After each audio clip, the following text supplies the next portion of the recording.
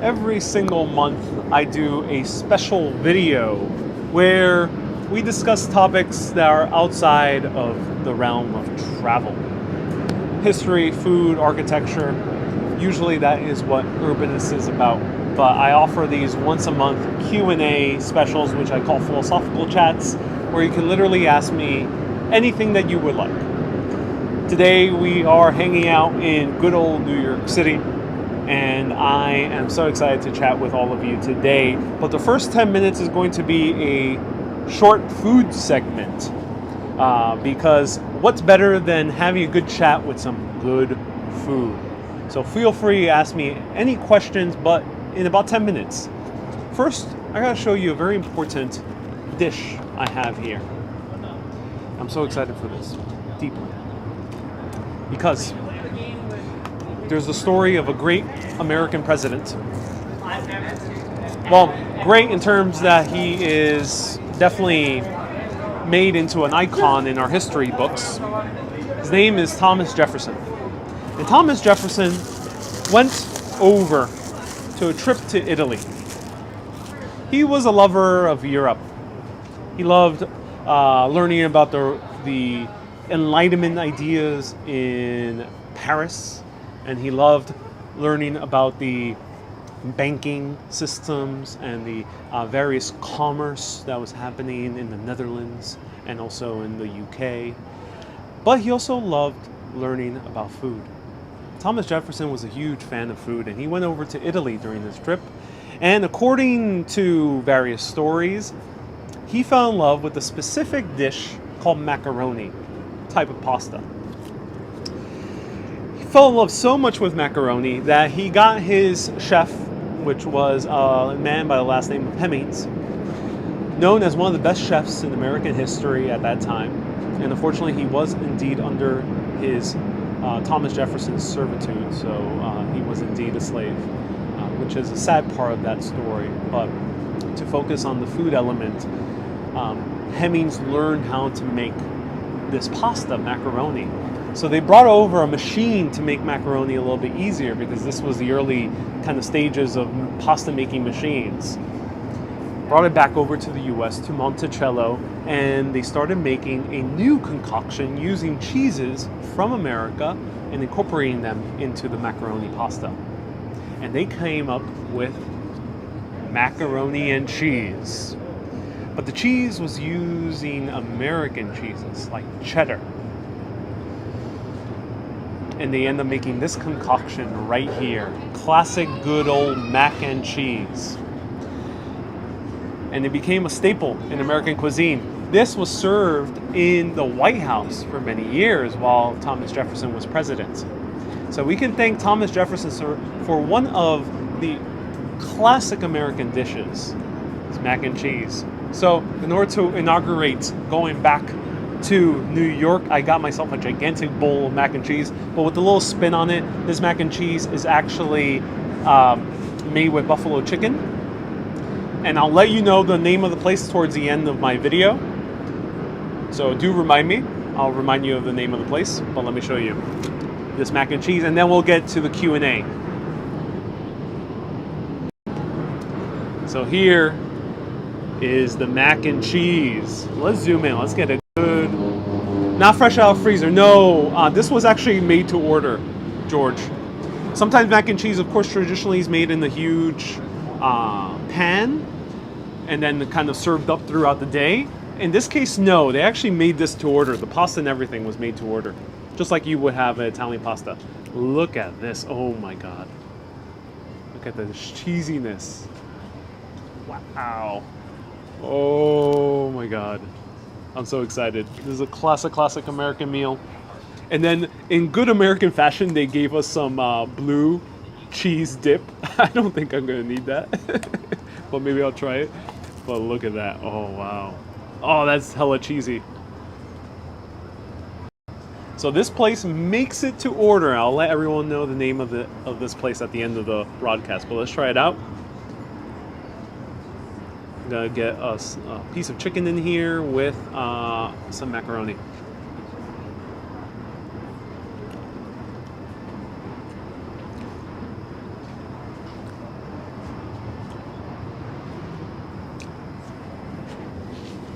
Oh my god.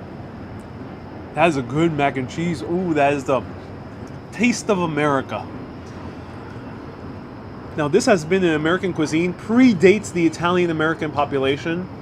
So, I think 300 years is sufficient, or 200 something years is sufficient to say that this is good old classic American. Very far removed already from its Italian inspiration.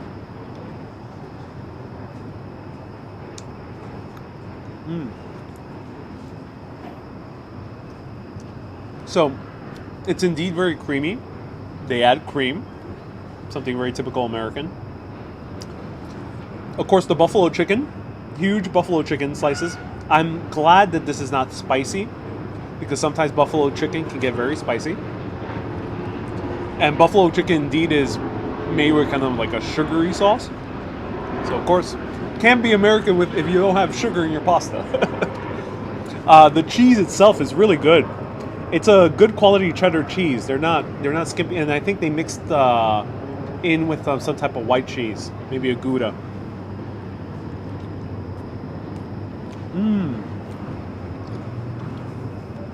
And the pasta is just cooked perfectly well, so the cheese is super greasy.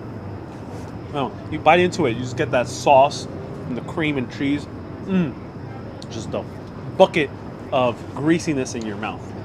Wow. No, this is not Kraft mac and cheese. No, this is not box made mac and cheese, nor mac and cheese kind of made in a bigger quantity, which is okay. Lots of great soul food places, for example, make that type of mac and cheese, but no. This mac and cheese is a fancy one. It's made to order.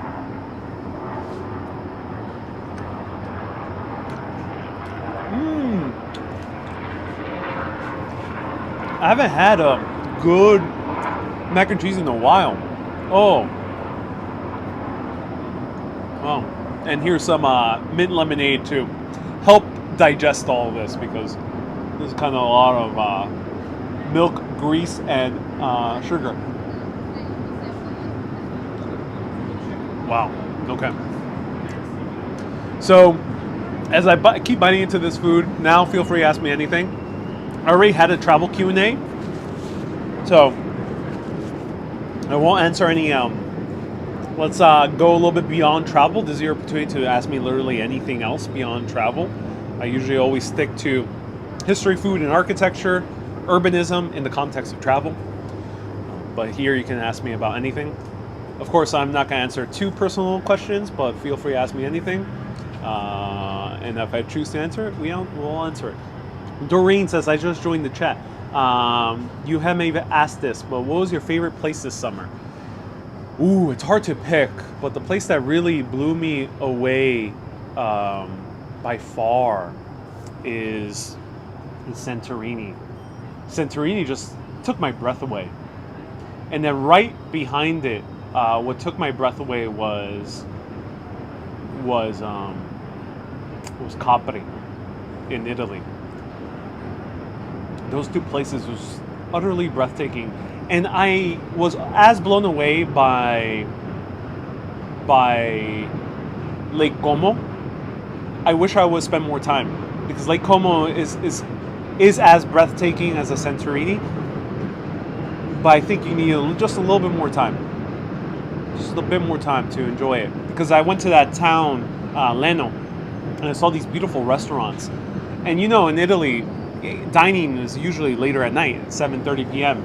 I didn't stay there. There was no ferries after 6 p.m., so I couldn't stay and have a good dinner at Leno, right by the lakeside.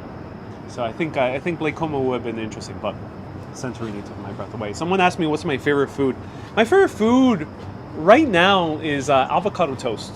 I just love a very, very good avocado toast. I'm weak for avocado toast. Have you ever thought of visiting Canada? I have. I've done Montreal back in 2018. I was actually invited by the Montreal Jazz Festival to cover it in collaboration with the Montreal Tourism Board.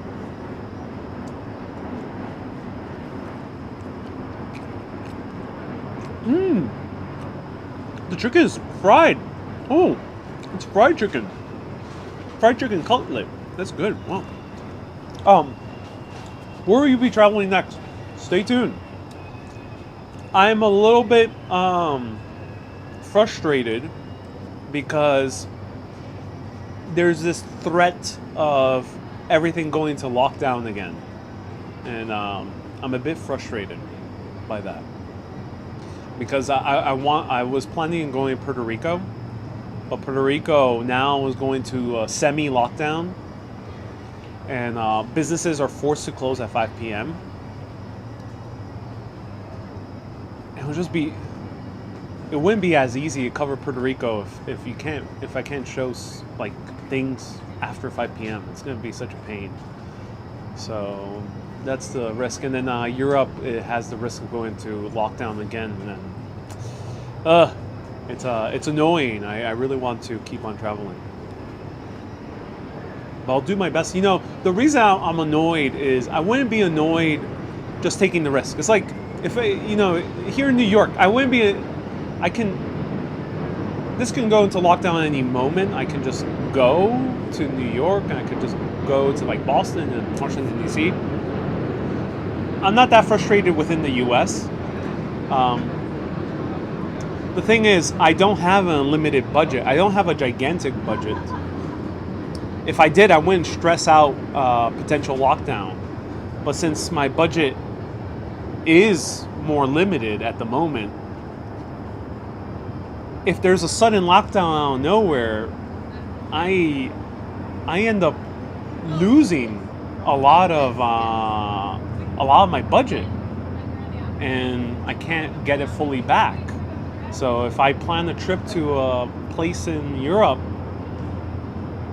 I do take a risk, and if my trip has to be canceled or whatever happens, they go into lockdown out of nowhere next few weeks, then I potentially can't get full refund for my Airbnb, for my flight, and I'm kind of screwed. And then I'm screwed because I expended my budget for this upcoming month, and I can't now travel anywhere nearby because I kind of already used my budget up, and I have to wait. So luckily I'm in good health, so I feel good in that regard. I'm frustrated that because of budgetary concerns, I can't willy-nilly kind of just plan any trip nowhere now with these certain circumstances. But we'll see.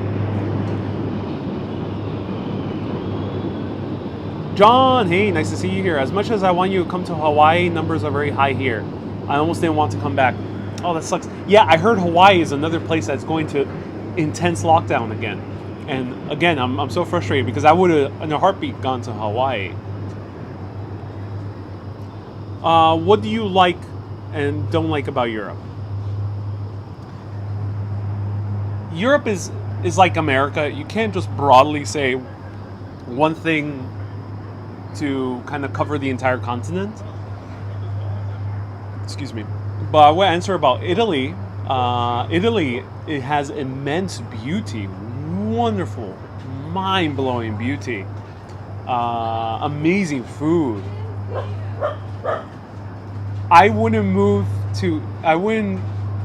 Italy, I didn't fall in love with the culture specifically, but I fell in love with everything else. So maybe it takes more time, but that's the thing. It's a culture that would take more time to kind of get used to.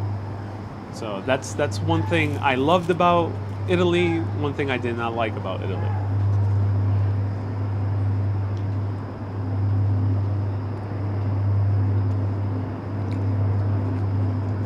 Hey Wendy, nice to see you here.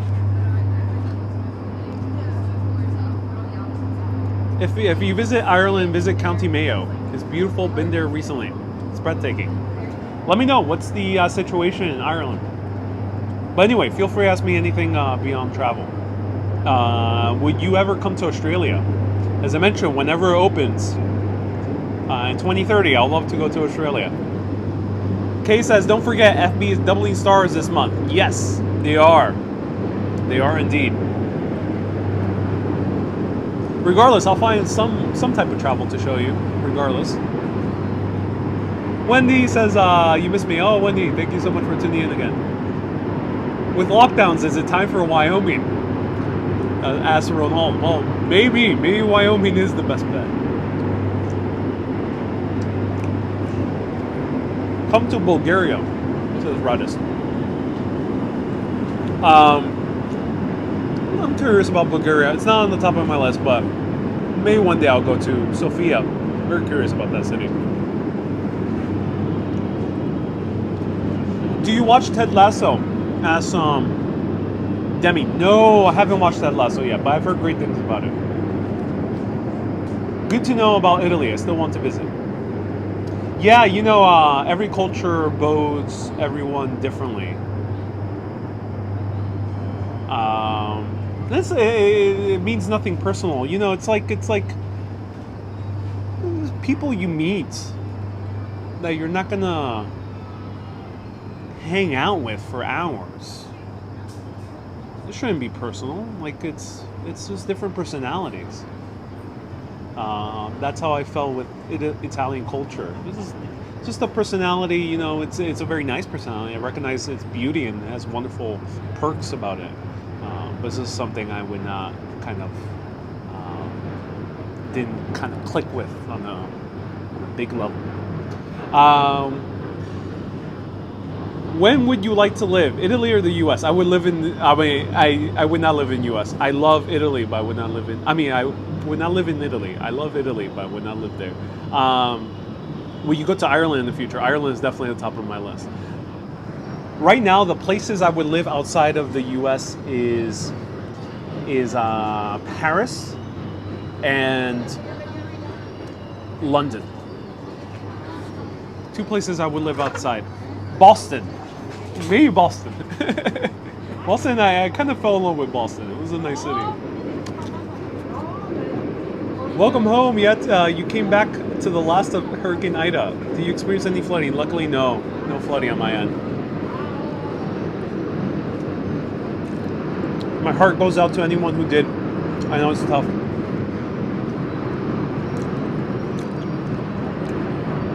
Can you go to Nantucket?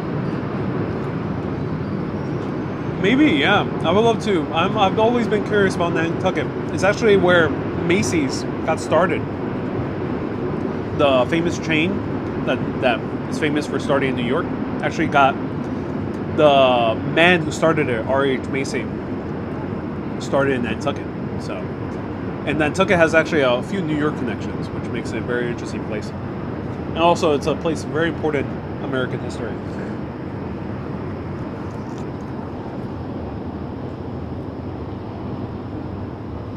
Rocky says, "What are you eating, Lavonda?" Mac and cheese. Haven't eaten this in a while. I kind of miss it. I recommend Bucharest. I did go to Bucharest, Maliki.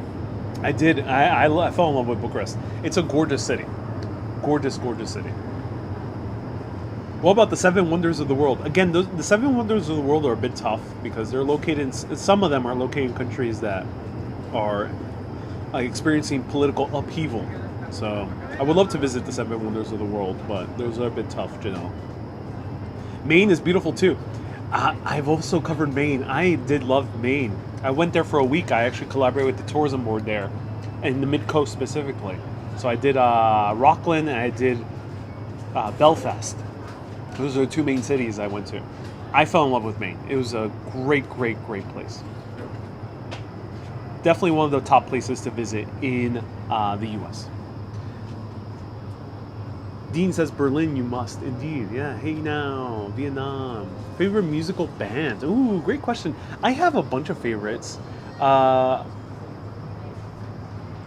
top album of all time is Since I Left You by the Avalanches.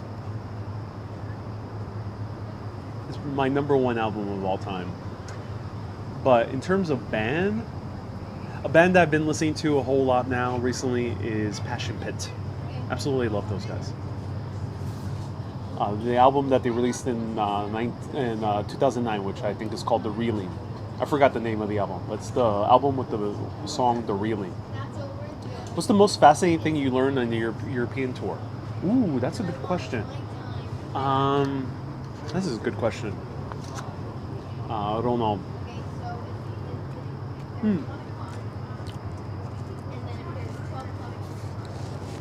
How important to modern civilization is Greece, and the differences between Greece and Italy in terms of its ancient history.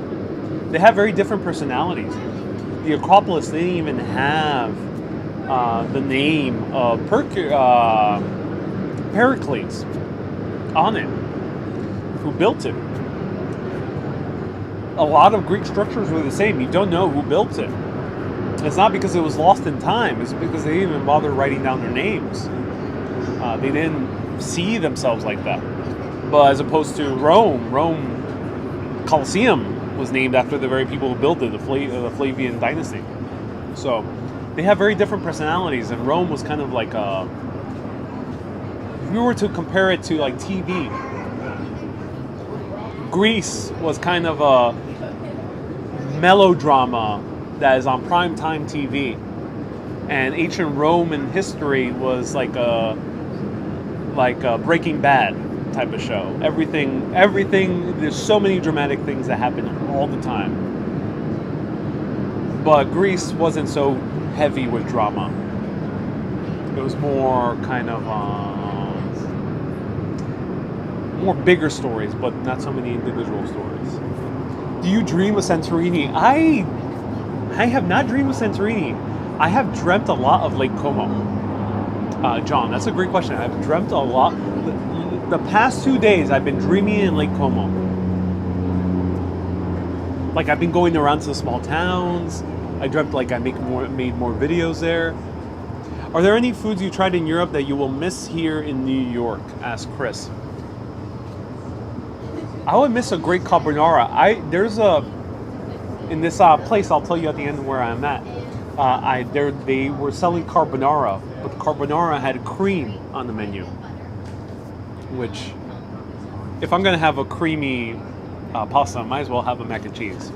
So I'm gonna miss a good classic carbonara.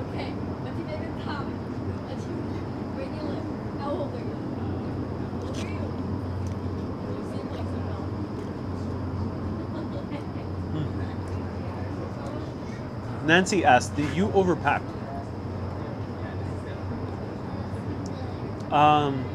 No, I did not. I maybe overpacked. I did not wear one shirt I actually brought. And I had a little bit of extra gear. I had like an extra camera and an extra pair of microphones that I did not use. But those are good backups just in case. So no, I did not overpack. I packed just right. Oh no cream and carbonara. Yeah, I was stunned that I saw this place with cream and carbonara. ¿Sientes algo parecido la depresión, angustia cuando regresas? Manny says, do you experience some type of kind of depression when you come back? Es una buena pregunta. Sí, me siento con un poco de tristeza. Porque, tú sabes, yendo afuera y viajando, hay muchas cosas bien interesantes y algo nuevo. Pero cuando regreso es el mismo, como en Puerto Rico se dice el mismo patrón. No sé cómo se dice en otros países. O la misma rutina. Yeah, when I come back from a trip and I experienced this briefly, not as much as I did in 2019, but here just a little bit, I experienced that kind of depression. It's a strong word, but kind of like this kind of sadness that I'm back because, you're back kind of to the regular routine, you're back to the regular places after going to all these wonderful new places around the world. So yeah, I experienced that. The same old feeling, right, Gigi? Yeah, I experienced that. Yeah.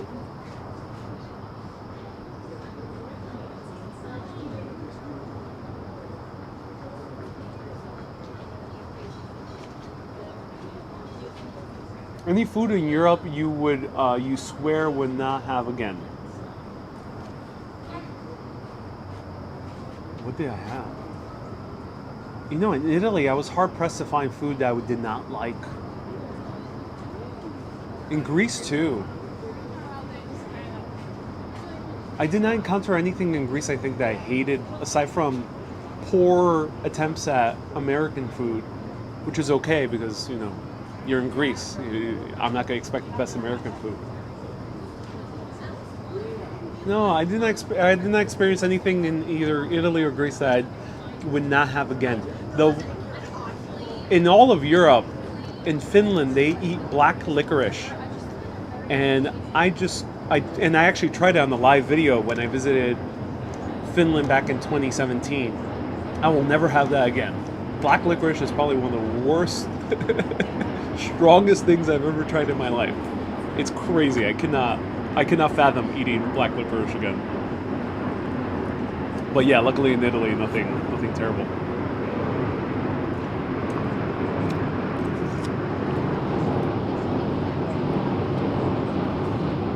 Victoria, de todos los lugares que ha ido, ¿cuál es el más que te ha gustado? Santorini. Santorini is the place I enjoyed the most. Is it true that PR businesses are shutting down 5 p.m.? Yes, it is. Indeed, it is. I was very close to considering going to Puerto Rico, but because of that, it's making me think twice. Hi, Tony. I'm doing well, Tony. Thank you for tuning in.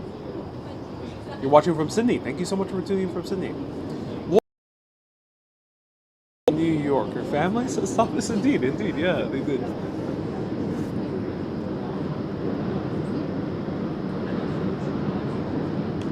That is a typical sweet licorice. Yeah, in Finland they have the black one. I'm not sure if other places have the black one. That's like super licorice taste. It's not even that sweet.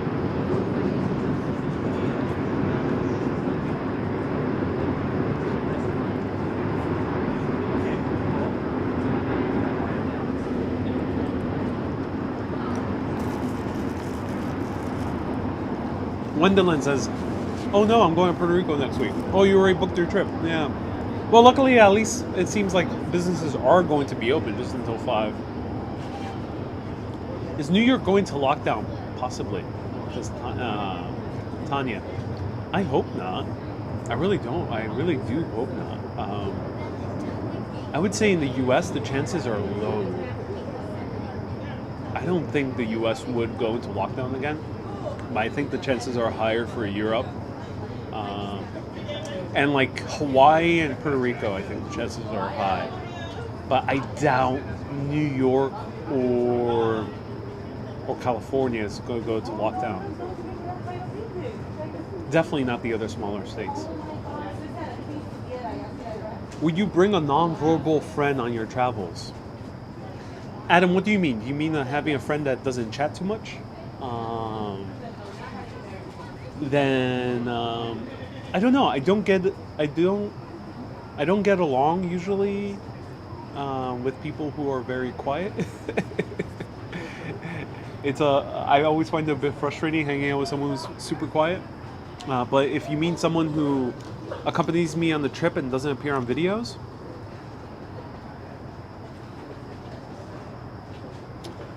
it has to be someone close that I would travel with while I'm making videos. If they don't like appearing on any videos, it has to be someone close. Otherwise, either I'm going to do it alone or I'm going to travel with someone who does want to be on videos. Because when I'm traveling to make videos, I'm traveling to make videos. It's not pleasure for me. That's not the incentive. That's not the priority. The priority is to make content, to make videos.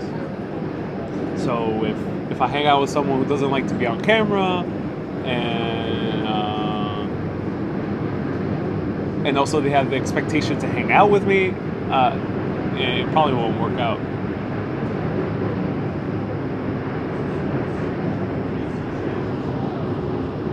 What's worse, super quiet, super loud, won't shut up? Teresa. I think both ends of the spectrum, in my opinion, I would probably not get too along with.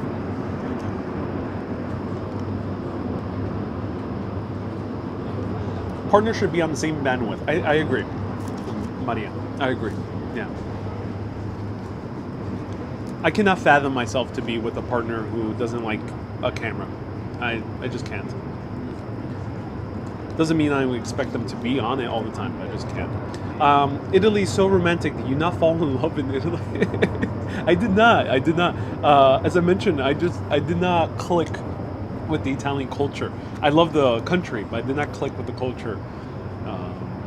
I clicked a little bit better with Greek culture, and I clicked a lot more with Mexican culture.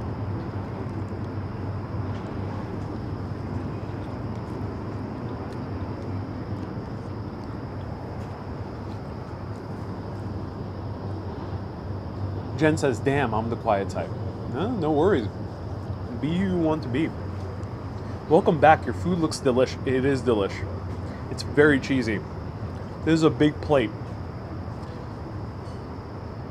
Yeah, I would recommend sharing this because I think I've just had too much cream and cheese already. What subway are you nearby? Trains are loud. I'll let everyone know where I'm at towards the end of the video. Welcome back. Hey, Catherine, I'm so glad you're enjoying it. Thank you so much. What was your first meal when you got back to the States? Oh, yeah. Immediately when I got back to the States, I immediately went to my favorite coffee shop. Excuse me. And I had a cold brew, and I had a egg avocado sandwich. Egg frittata avocado sandwich, which at this particular spot is my favorite thing. That's why I ate immediately. And I was in love. Luke says, still in New York? Yeah, I just got here Tuesday, Luke. Haven't left yet. It's nice to see that you're back in New York, says Claire. Oh, I'm so glad. I just shout out to a lovely couple from Puerto Rico, Nuyorican. They were Nuyorican that tuned in from during lockdown because they were in upstate New York and couldn't get down here, and they saw me right now here in this area that I'm at. I'll let everyone know towards the end. They saw me, and they were saying they were saying thank you for making the videos, and it was so awesome to just hear that. So I'm so glad these New York videos help people.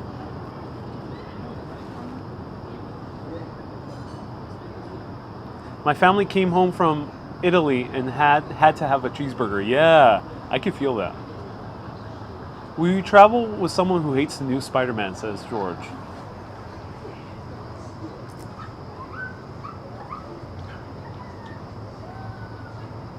It would be tough to truly get along with someone who doesn't appreciate the beauty of Marvel movies. I deeply appreciate Marvel films and many superhero movies. So yeah, it would be tough. It would be tough. The person would have to have a very, very compelling reason that I have to respect for at all completely dismissing those films.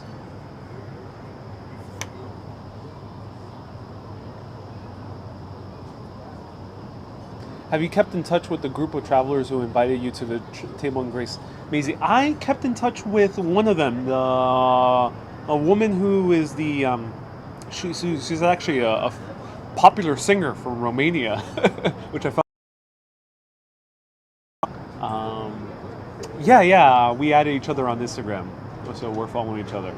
So maybe whenever she mentioned on the video, so this is not private, she mentioned she was going to Vienna. So if I'm ever in Vienna, you might meet the people from the dinner party one more time. At least her. maybe. Who knows? I love your trips, but I love to see more New York, says Sonia. Stay tuned this weekend. What's your pet peeve on travel companions, says Ronald. Ooh, great question, Ronald. My pet peeve with travel companions is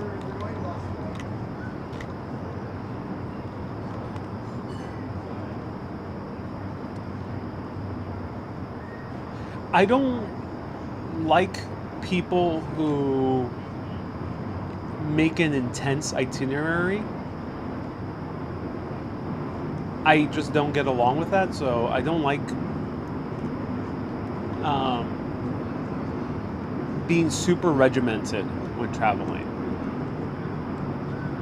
And also, I don't like people who, my pet peeve with anyone I travel with is people who don't embrace the beauty of where they are at. Luckily haven't encountered this, but you see this sometimes observing tourists. You see kind of like a couple, and you see one of the couple always on their phone, and they don't seem like they're really enjoying the immense beauty of Santorini, for example. I saw this in Santorini, for crying out loud. I saw this right by the Acropolis. It was captured on the last philosophical chat, the second to last philosophical chat at the Acropolis. There was a couple behind us, and one of them was on the phone the entire time. You have this beautiful Acropolis right next to you, in this gorgeous restaurant with really, really good food, and unfortunately, they weren't. One of them wasn't really appreciating the beauty, so that's a pet peeve for me. I get it that sometimes you do have to have important stuff you have to do on your phone. I'm a person who part of my job is on the phone. I'm posting photos, answering emails, I'm coordinating sometimes with tour guides or museums. So yeah, part of my job is on the phone, but I don't know, I find it hard to justify being with someone, hanging out, maybe a significant other, a friend, or a family member, being with them after work hours, after 5 p.m. generally, in an immensely beautiful place, and you're on your phone. I find it really hard to justify. Really hard to justify. I don't like using my phone when hanging out with people. That's a pet peeve of mine. And if you pay attention to my live videos, you might have heard me once or twice tell my guests, hey, stop using the phone. Because I don't like when people are with me using the phone. And especially on video. Oh, I don't allow that. I really do not like, if someone's on my video, on my live video, I do not allow them to be on their phone. It's a big, big no-no for me.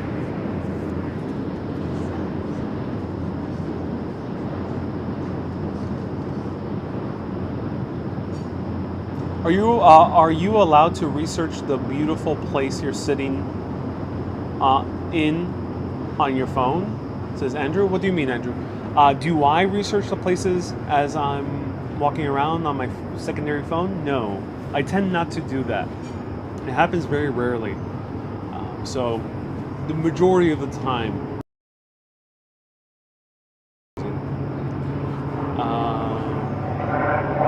I don't really like, as like I would on my videos, having guests on my videos, or hanging out with someone. I don't like using a phone when I'm with someone. In the case of live video, people are watching the video. I don't like taking out my phone during a live video. It's tricky with the multicam live videos because I'm not the one holding the camera, so I can't see the comments. That gets a little bit tricky. I'm trying my hardest to figure out a way that I can make it work. But yeah, I generally don't like using my phone, including on live video, because to me, you, the audience, are like the person I'm hanging out with in real life. I don't want to be in the middle of Santorini or beautiful Staten Island and whip out my phone during it, even if it is to research something. Well, not to talk bad about people who do that. I just prefer not to do that in my videos. It's a different quality of on-camera presence. And some people might think it doesn't really matter, but I think it does. I think it kind of goes the extra mile. That's why I do have a pet peeve with live streamers.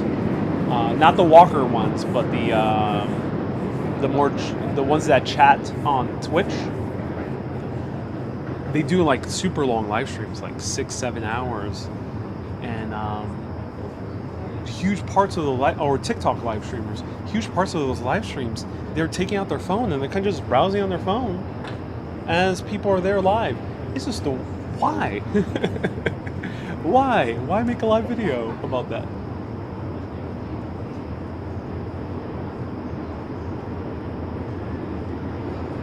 How did you enjoy the boat ride in Venice? It was one of the top experiences for me. 100%. That boat ride in Venice blew me away in the deepest way possible. Oh yeah, that is a gorgeous trip. LV says that's rude to all guests. Susie says it's a show, not time to be on your phone. Indeed, yes. Right, precisely. Your mac and cheese is getting cold. I could not have any more. It was very good, but that's the mac and cheese you have to share with people. It's way too cheesy, way too macky. I just can't. It's hard to find the mac and cheese where you can eat up a bunch of it. What do you look like without your glasses? I can't. I never not have glasses. Because if I take off my glasses, then many secrets will be revealed. And you'll find out that, yeah, I am indeed Captain America.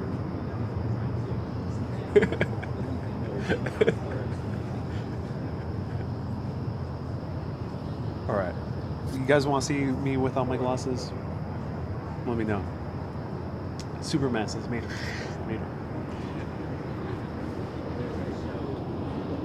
Alright. I'll show you without glasses. Stay tuned. Wait. I got to prepare. So bear with me.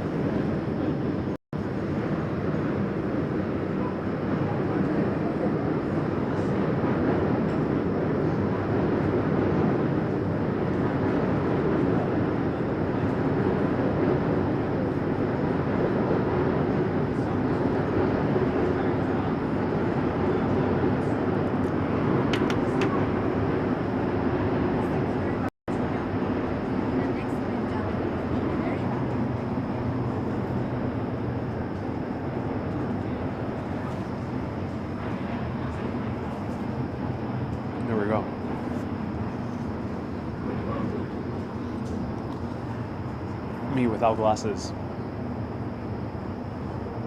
The thing is, when I take off my glasses, the world becomes black and white.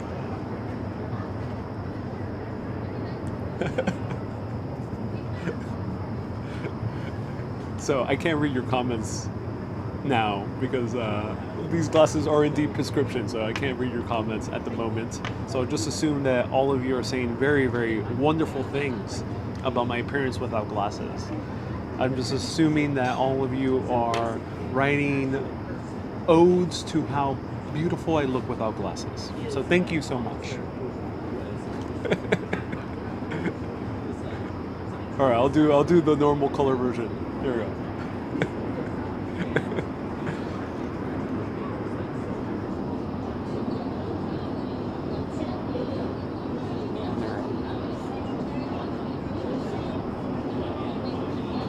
Si fueras productor de Still Stud, says, hey now. You look like Tom Cruise, says Sunshine.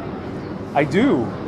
I don't think I've ever gotten that. I haven't gotten Tom Cruise. I've gotten Christopher Reeve from Superman a lot. I've gotten Hugh Jackman a few times. I've gotten what's the name? Javier Bardem a few times as well.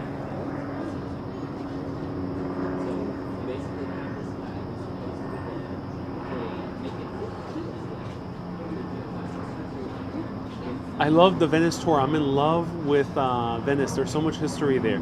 Yeah, Venice is gorgeous. Have you ever tried contacts? No, I don't like touching my eyeballs. Never been a fan of eyeball touching. Fila says, "Oh, you're back. I like the black and white. Handsome both ways," says Mr. Deanne.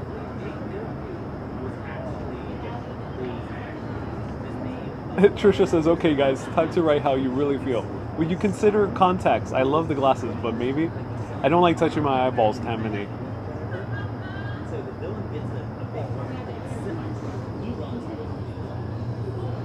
International Man of Mystery, says Lucy. Can you see better with or without the glasses? With his true identity is revealed. Where are you now? Still in Italy? I think that sound in the background is a good indicator. Wow, you look so much younger, says Zap. I do?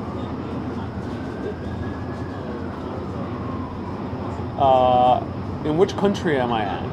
Well, I think these sirens are a good indicator. Like a human without glasses, says Susie. Yeah, indeed. Someone send 5 Canadians over. Hey!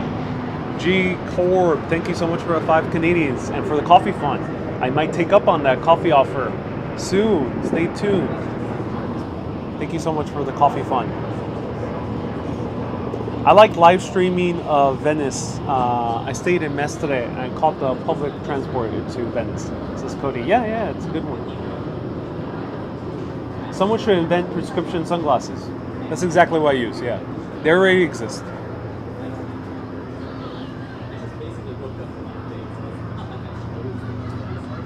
Sally says, you look like you. You look like great in glasses, says Teresa.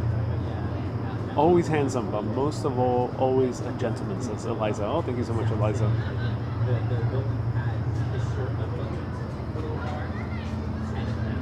Hey Now says, if you were to wear just a plain striped shirt, then it would be really weird without glasses. It would be like in the sitcom Family Matters, there was the main character Steve Urkel, and he invented a machine where he became a better version of himself. And basically in this machine, when he came out of it, he just took off his glasses and he was suddenly Stefan Urkel. Were you affected by the storm? Luckily not. Star OnlyFans with that face, says Ash. All black and white OnlyFans. Your shirt is awesome, says I'm getting bitten by mosquitoes. Why are there mosquitoes here? That's weird.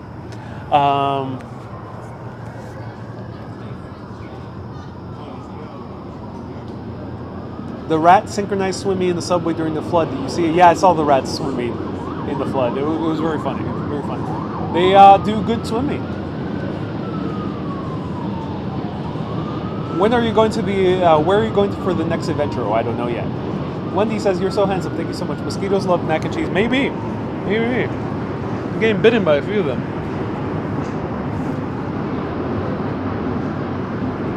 He became Stefan, yes.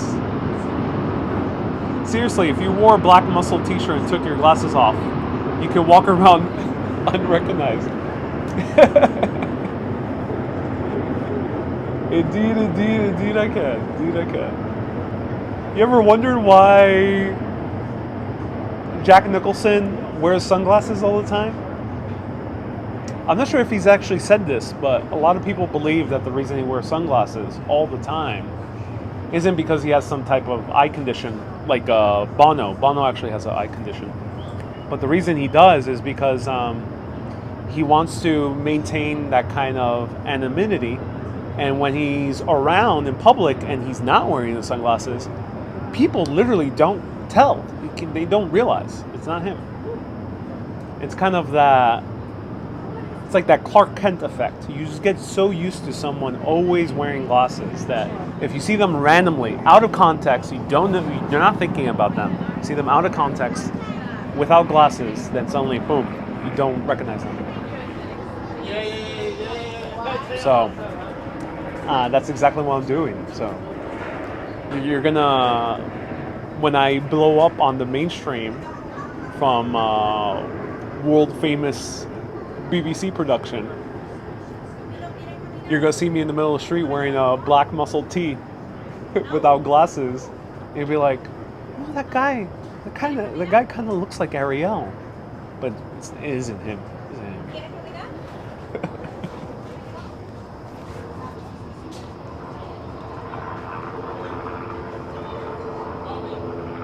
Do you have a favorite brand of shoe? Yes, Converse. I'm obsessed with Converses. I absolutely love it. Any funny stories from your trip? Thomas. Good question. I have a few of them.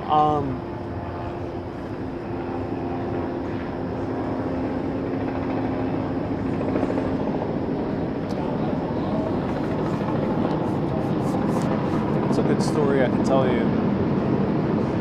Oh, I told everyone how I stubbed my toe. I'm not sure if you remember, but in Greece, there was like a day or two which I couldn't really walk so efficiently because I stubbed my toe pretty bad. And I already mentioned this in a live video, but it wasn't because I was kind of adventuring. It wasn't because I was venturing into the caves of Mount Parnassus, where is the entrance to the underworld. I wish it was there, because that would have been a cool story. That I stubbed my toe entering the caves into the grand entrance into Hades. Italy Live still in the description. Oh, sorry, Shulio. Yeah, I gotta update that. Gunshots have started. No, I did not stub my toe in that cool way, hiking the trails of Delphi. I stubbed my toe because during an amazing tour where we did go to Delphi, where we did go to the cave in Mount Parnassus, probably one of the best tours I've ever taken. We went to a restaurant, and I'm not sure if I ever posted photos of this restaurant, but this restaurant had such impeccable views because it was right by the cliffside of Delphi, and it's just amazing views of the entrance of the sea, the mouth of the river, I think, leads out to the sea, and you have these huge mountains, and you have this beautiful valley filled with olive trees. Everything was olive trees for miles, and this wonderful view right at the restaurant. And I was so stunned that I did not realize there was two steps to go down to the level of all the chairs and tables. And I slipped, and as I slipped, because I was in utter awe of the view, luckily my tour guide caught me. And if my tour guide was a beautiful woman that was single, it might have been a very romantic moment, but he was just my tour guide. So that was a very funny story of me stubbing my toe in the most silliest way possible in Greece. Nearly injuring myself. Luckily, the injury wasn't too bad. Is this a real story? Yes, it is, Sunshine After Rain. Yes, 100% real story. I wasn't live. I didn't do a video of it, so it was not captured on video. Have you ever got hurt on your travels? No. Only emotional. No, I haven't. I have never gotten hurt on my travels, luckily. Stubbing my toe is the worst I've experienced. Oh, I got like a very nasty cut my last day in Rome in 2019 on my leg.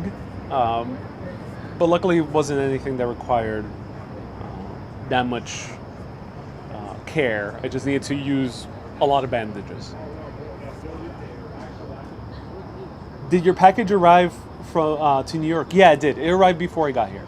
So Trisha is asking about the package I sent over from Rome with souvenirs, with some sneakers, all the way over here. And yeah, it did arrive.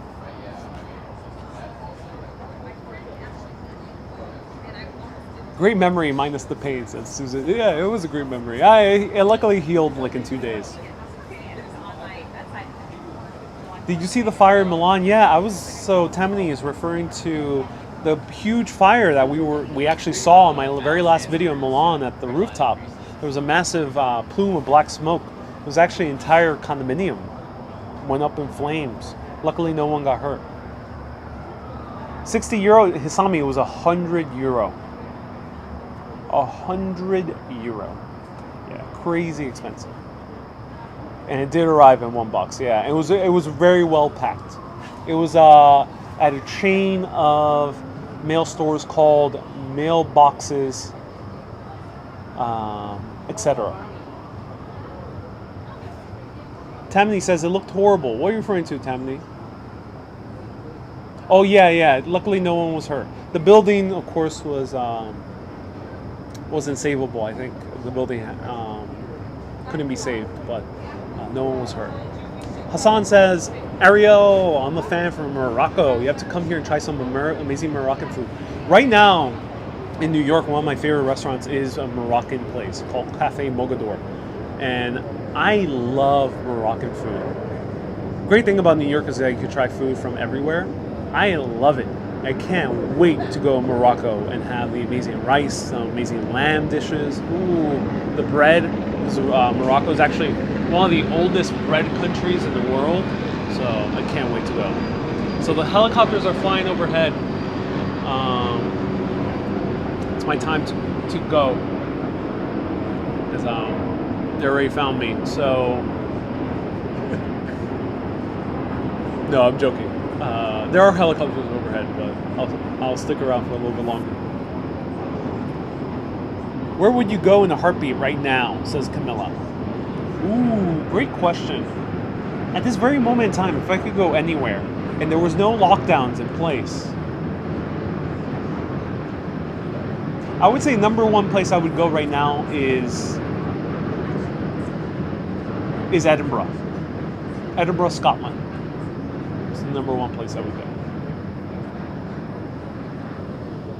There's an air show this weekend in Toronto. Is that your ride, says Sunshine After Rain? Was with all the helicopters? I'm not sure. There's like 4 or 5 of them, all on top here. And getting bitten like crazy.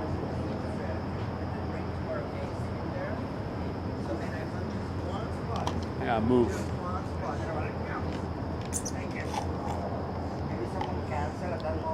The Ireland trip would be epic. Oh yeah, Ireland is also top of my list.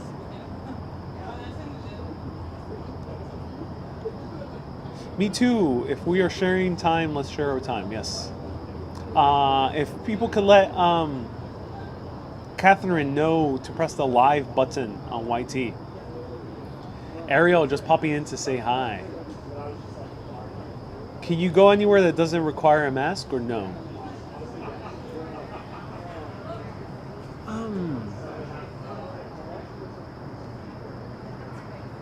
I'm okay with wearing a mask indoors. I would probably not be comfortable going to a place where they require a mask outdoors. I wouldn't be comfortable. I don't think it's terribly necessary to wear a mask outdoors. So because you're outdoors, there's a lot of airflow. So yeah, I would not go to a place where they require masks outdoors.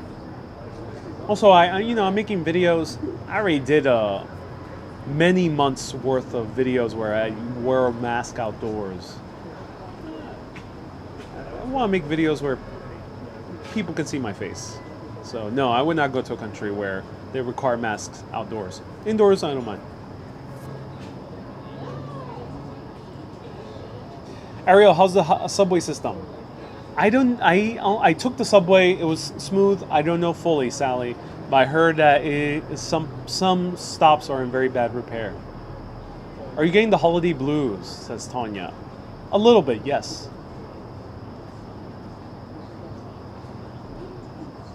I'm going to watch this one on replay.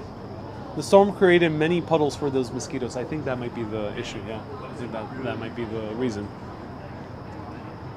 How do you deal with mask in the plane? I have a cloth mask, which at the moment many airliners still let you use a cloth mask. So a cloth mask really doesn't bother too much. The N95 masks do bother. All right, let me mute for a little bit. Someone's playing.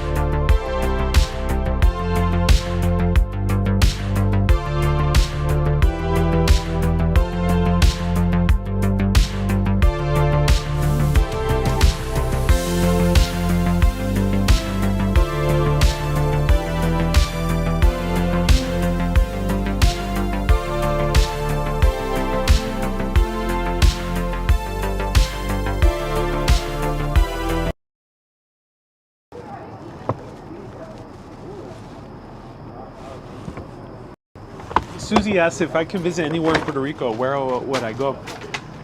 I would love to show you so many things in Puerto Rico. I would like to show you more of the mountains.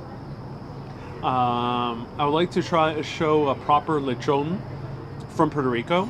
I already showed you like kind of Filipino style here in New York with awesome YouTubers. I would love to show you a bit more of a Viejo San Juan, Old San Juan. So let me go to a different spot. Let's continue this for a little bit longer. Let me just go to a different spot.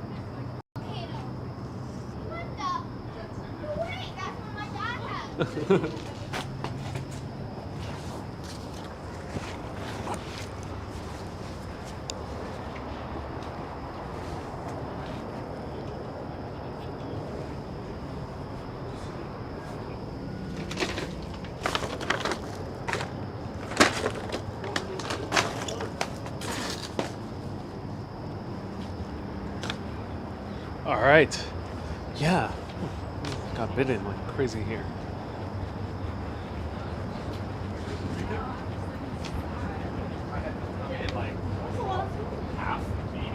And I'm listening, and I'm like in the middle, so like Ben's talking.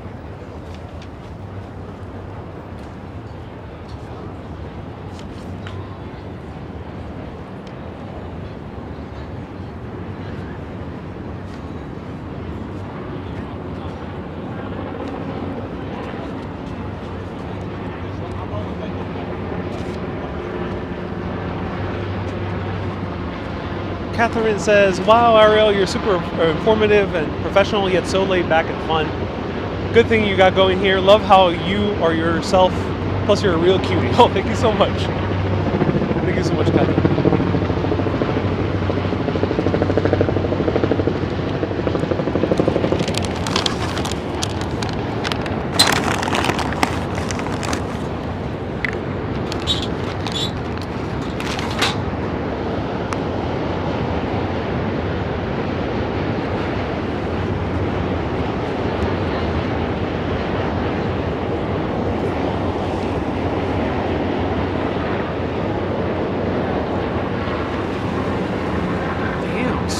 Helicopters. Crazy. The billionaires are coming back to New York. I said. Case. Love this here again. Yeah. Is that our souvenirs in the back? Says George. Yeah, all the mac and cheese. Oh, look at this.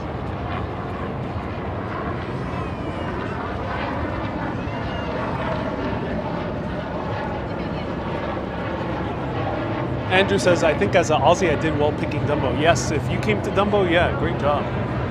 Best place to visit.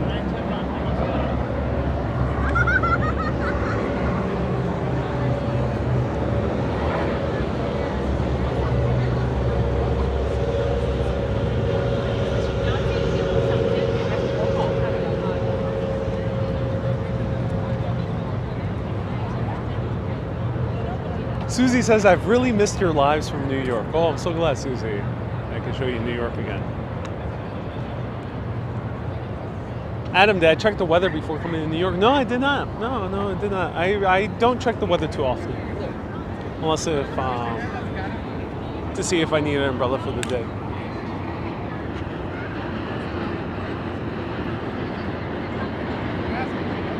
Will there be postcards from New York City? Yes, there will be. If you're part of the Postcard Club, you will indeed receive postcards from New York City. Stay tuned. Wherever I'm at, may it be local to the area where I'm based, which is now New York, or abroad. ¿Cuál era el restaurante? Ask Trisha.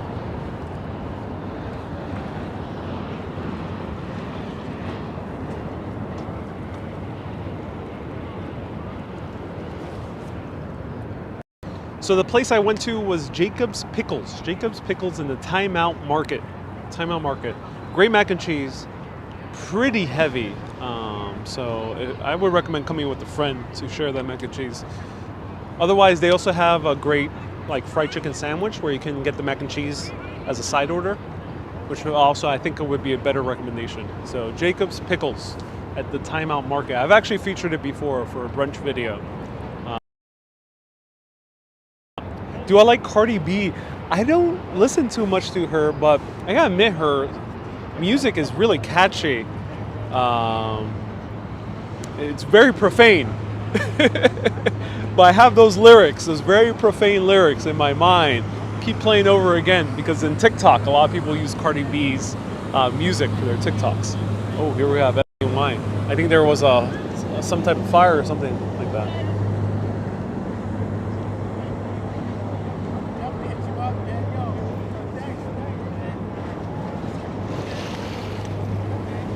Whoa, uh-oh. What the hell happened here? High tide?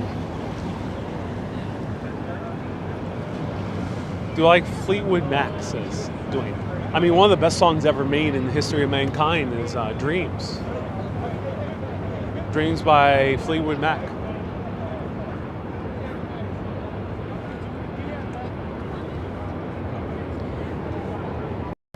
Lorene says, I appreciate the postcards you wrote and each of them personalized. I'm so glad, Lorene, that you enjoyed it. So yes, everyone, if you are a mega urbanists are people who contribute $20 or more a month, specifically via Patreon, YT memberships, or those two. Yeah. Also, another way to be a mega urbanist is if you contribute to all three, YT, Patreon, and FB. So if you do all those three, you get access to the postcard club and you'll receive regular postcards. Let's go down here.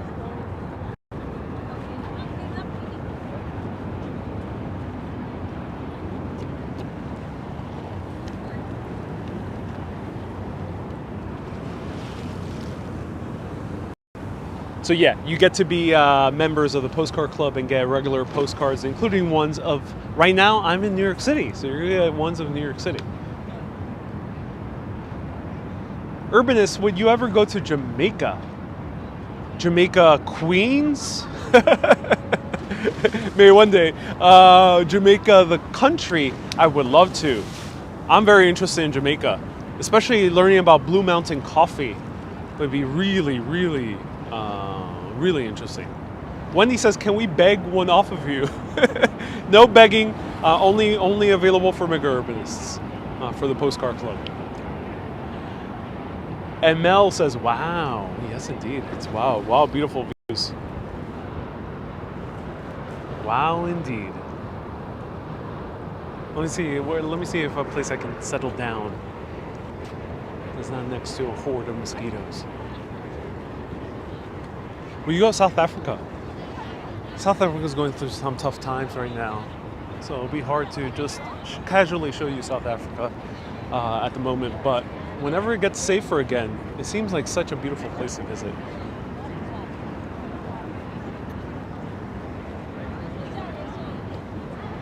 What do you miss most of New York City? For a while I was missing kind of the fast casual food of New York. But then I went to Milan, and Milan had a lot of that, which was nice. Another thing I miss from New York is, as I mentioned, the avocado toast. The coffee shops, I really did love coffee in Italy. Amazing coffee everywhere, but something special about an American coffee shop, New York coffee shop. It's just the banana bread, the cold brew. It's like an amazing combination.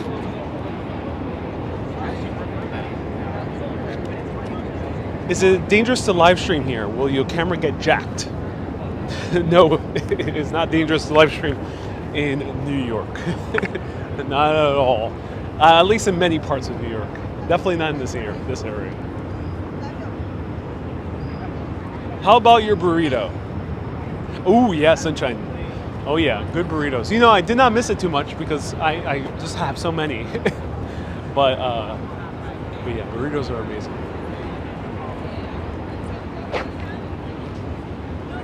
Melbourne, Australia has great coffee. I can't wait to go to Australia. Yeah, I heard so many great things about the about the coffee industry lately. So many great things. So I can't wait to one day experience it. There's no place like New York City in the world. No. Really, really no place that can compare to this in terms of, just can't find anything like it. I think the only place I'm really curious to see if it compares in some way is Hong Kong.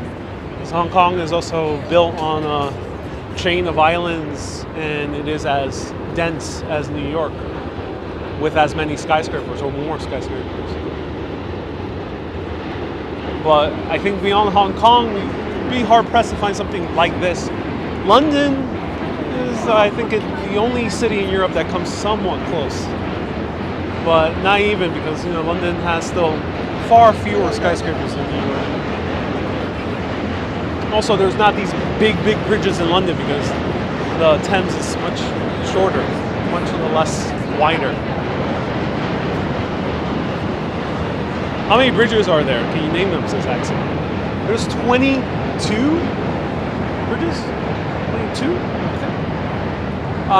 Can I name them all? No. I can name the main ones. Brooklyn, Manhattan, Williamsburg, Queensboro. Also, there's the Hellgate Bridge. Welcome home, my friend, says Lion Judea. Hong Kong does have the most beautiful skyline in my opinion, says Robert. Yeah, that's why I'm excited to go to Hong Kong at some point. I heard so many great things. I truly enjoy your core tour guides in Italy, especially MJ. Yes. Mary Jane was amazing. And I wish I could have captured hanging out with her family. Her family was amazing. Such a welcoming, hospitable family. And also they make great food. So I wish I could have captured that on live video. But Mary Jane, yeah, it was amazing.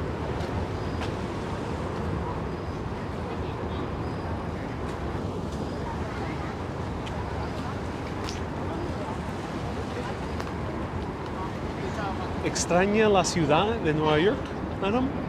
Do I miss New York? Yeah. I miss New York.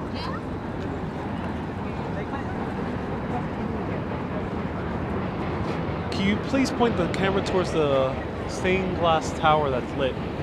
I'm not sure if it's... Oh, yeah, it is.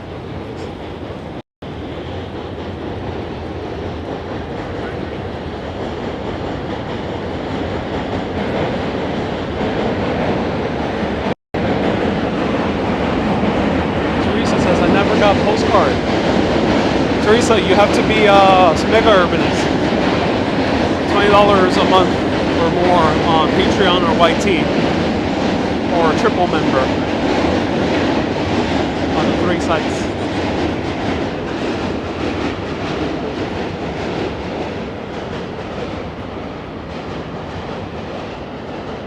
Nobody says, what happens when we die? Oh, that's a great question. Find a place to sit, but I don't want to sit on the grass. So great question. What happens when we die?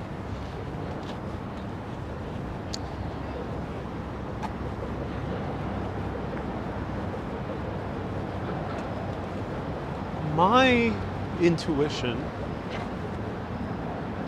and also from what I've researched from learning a lot of esoteric texts about spirituality, is that the life we're living is but merely one layer. There are many layers of life beyond this one, and that we're experiencing something in the physical, dense world, in this place that's filled with contrast, challenges, to learn so we can bring it and experience it on a higher plane of existence. And that when we die, we wake up. But not here on earth, not in another life necessarily, but in a higher realm.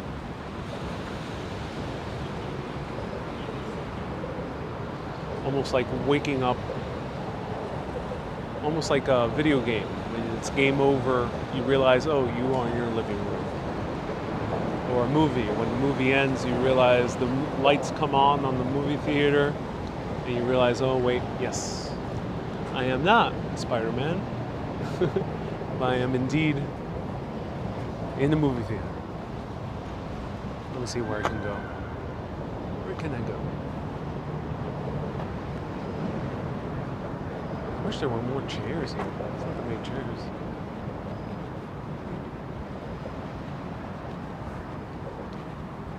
Phyllis says, welcome. My pleasure, Phyllis. Thank you so much for tuning in.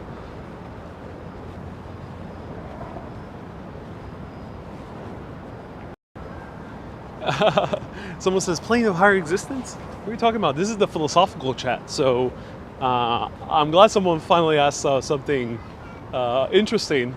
Yeah, you can literally ask about anything on this show. I usually don't talk about these topics, but you can ask anything crazy about the show. As I mentioned, my own personal interests are also in spirituality. And I read a lot about the occult, esoteric beliefs, alchemy, a lot of things. Yeah, I read a lot about those things. Quantum physics, so yeah.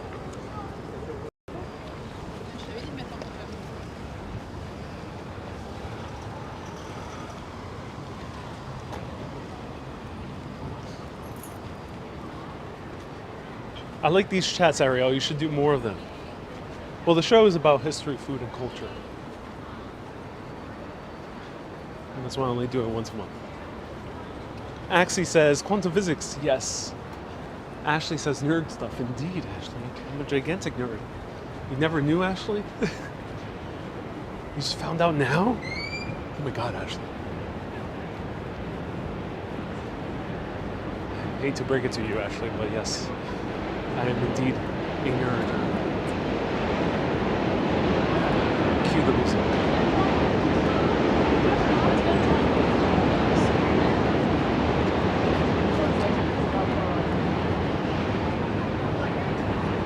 Alright, let me settle down over here.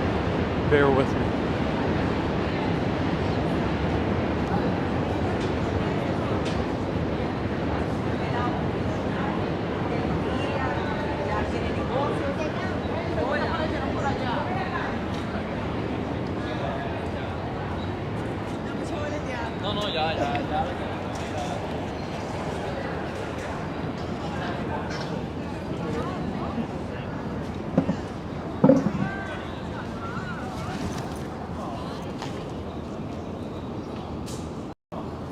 Gretchen asks, have I ever done any channeling? So I found a new green screen. Let me know what you think of my new Zoom background. I've been working on it for quite a while. I've been trying to get the lighting right. So have I ever tried channeling? So channeling, for people who don't know, is the act of kind of getting messages from some type of higher being or anything. You can call it by a bunch of different names, but some type of higher being, whatever that higher being is. No, I never tried channeling. Though, in a way, inspiration, creativity is channeling. Sometimes I get ideas for stories where I don't know where they come from. They just kind of come whole cloth in my mind. You could say it's the subconscious mind kind of piecing together a fictional tale. Could be. And then there's been moments where I've gotten really into the flow. It's a nice realistic, Miss Love says it's a nice realistic touch with the scaffolding. I'm so glad you think so. So glad. You know, I worked really hard to get the full Zoom background. Sometimes I've gotten to such a flow with making videos with like a story that I've told that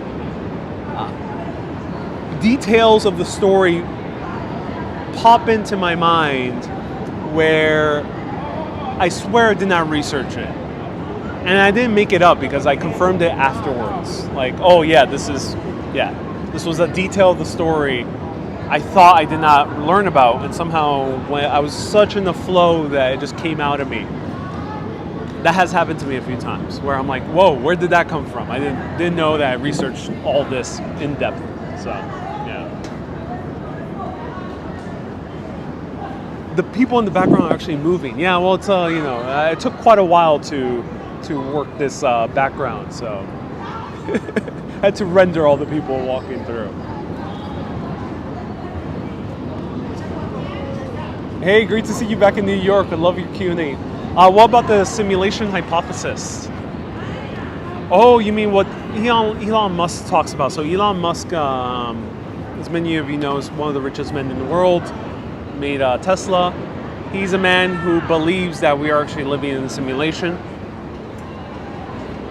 because he says that if you can develop AI so good that eventually you can build a simulation that's so realistic that you will be fully believing that you're in real life, and that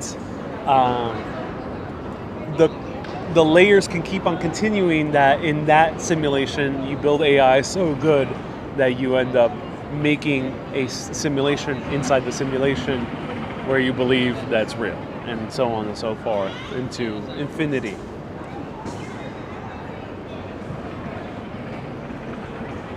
I think that line of thinking shows some type of truth, something that could be real, but it's thinking about life too much in terms of technological terms, too technological. So I think the simulation theory, it has some truth to it, but it's too based on the material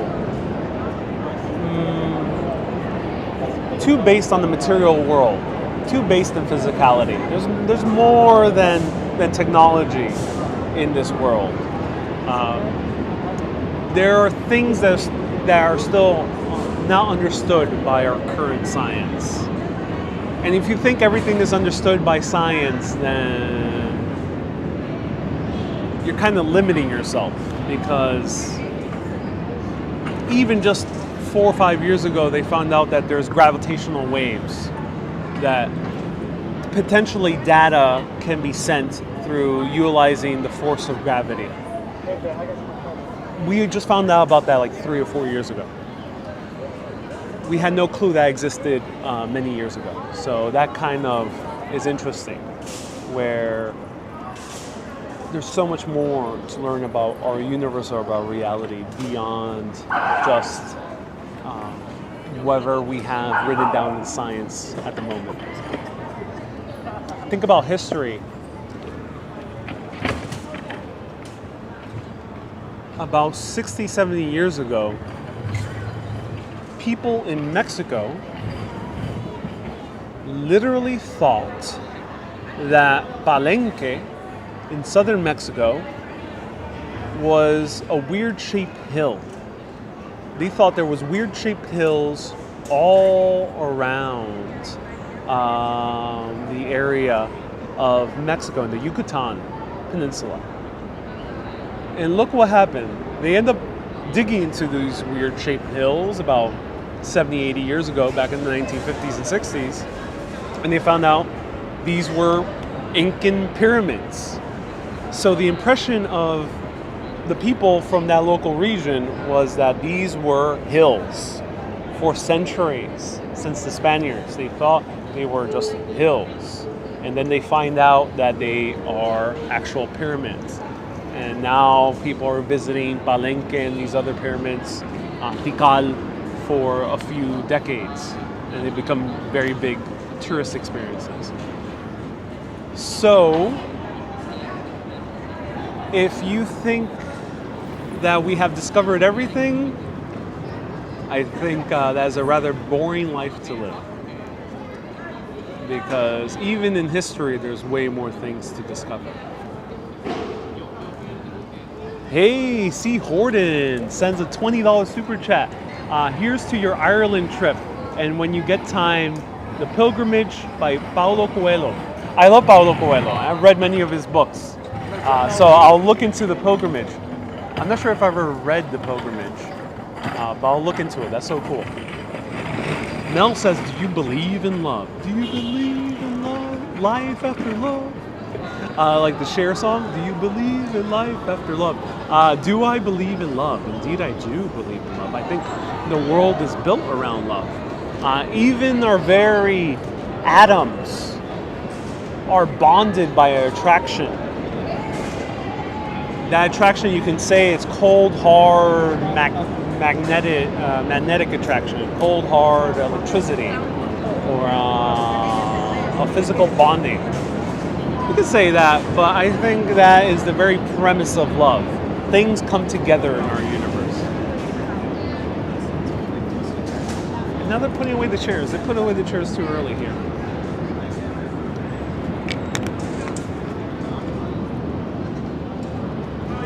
My teacher told me that we were living in the Model T stage of AI, says Zap.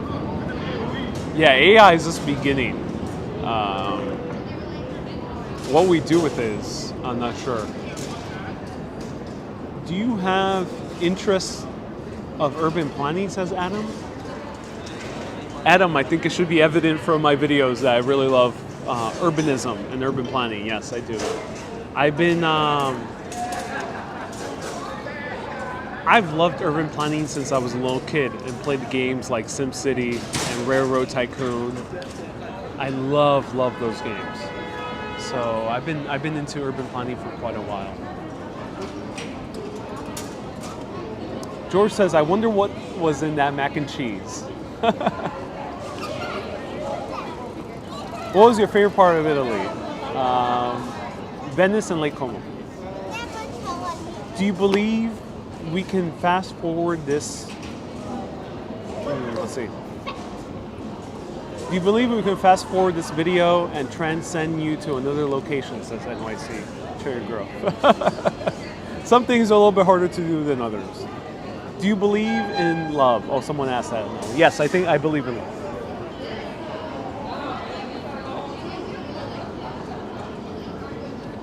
To not believe in love is to ignore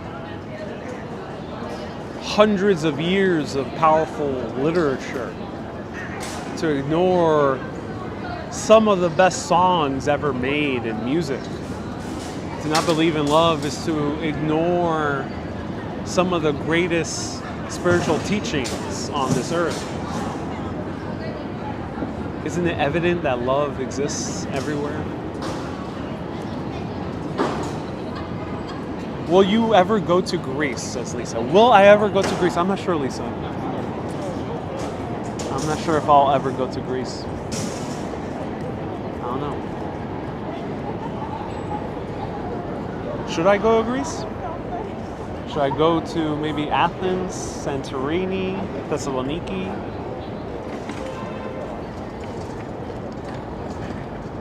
I have been to Greece, yes. Lisa's asking that on Facebook, yes. I've been to Greece and I went to Italy. I've been to a lot of places, so if you're asking if I've gone to this place, check out my previous videos. Do you believe in premonitions?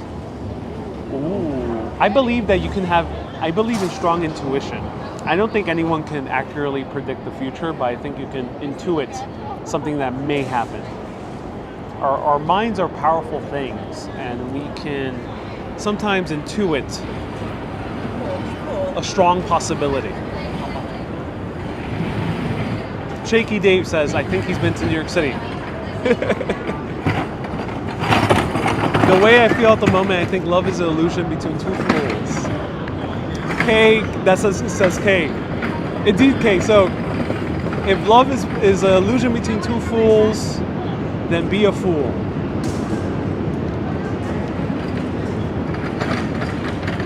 That's like kind of an argument I hear from a lot of people. I gotta move. Oh no, they're putting away the chairs.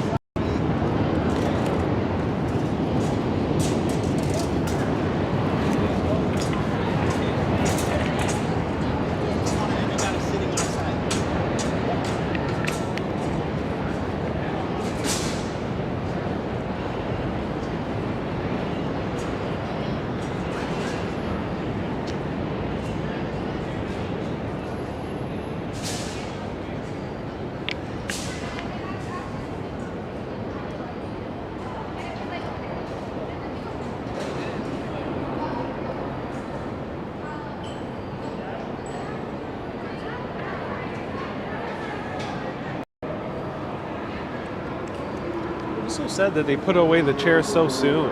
Yeah. All right, I'll answer a few more questions here at another place. Feel free to ask me anything. They're probably going to put away these chairs as well. This is from the Sweet Green. But I'll answer a few more questions. Feel free to ask me the last like 5 or 6 questions.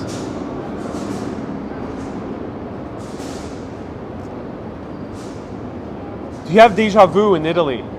Lake Como, I had deja vu. And Venice, I had deja vu. Which country had better coffee? Ooh, Greece or Italy? Ah, that's a great question. That's a very good question. By far, there was great coffee everywhere in Italy. I only maybe had 2 cups in total of a month and a half there that was bad. Everywhere else was good. But it's espresso, and generally you can have your espresso, or you can have it like with milk, or you can have it maybe Americano. But Greece had good espresso in many places, but what I loved about Greece is that they had the Freddo espresso, which was a cold espresso, 2 shots, whipped up with ice.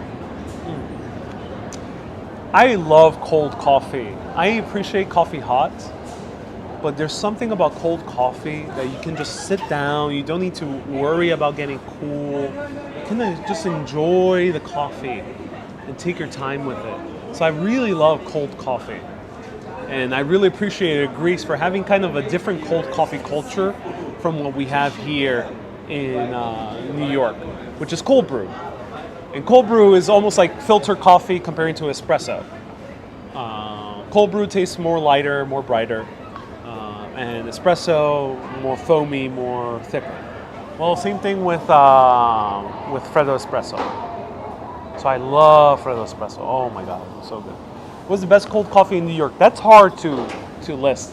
I would say one of the better cold brew coffees is Grumpy, Cafe Grumpy. Kay sent 1,000 stars. Thank you so much, Kay, for the 1,000 stars. Ariel also sent 1,000 stars the other broadcast. Thank you so much. Again, stars are counting for twice.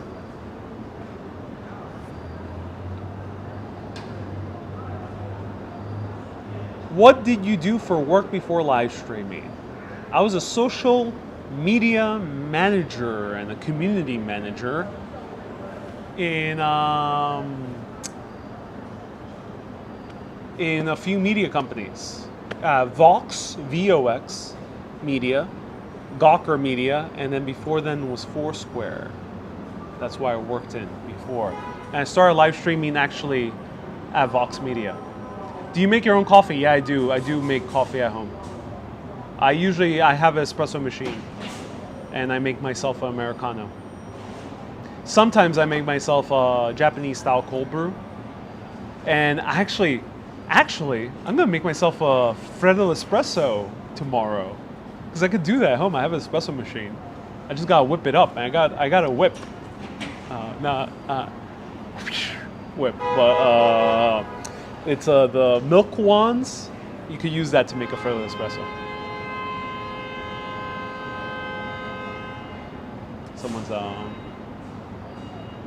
Someone's honking the horn. Do you make Turkish coffee?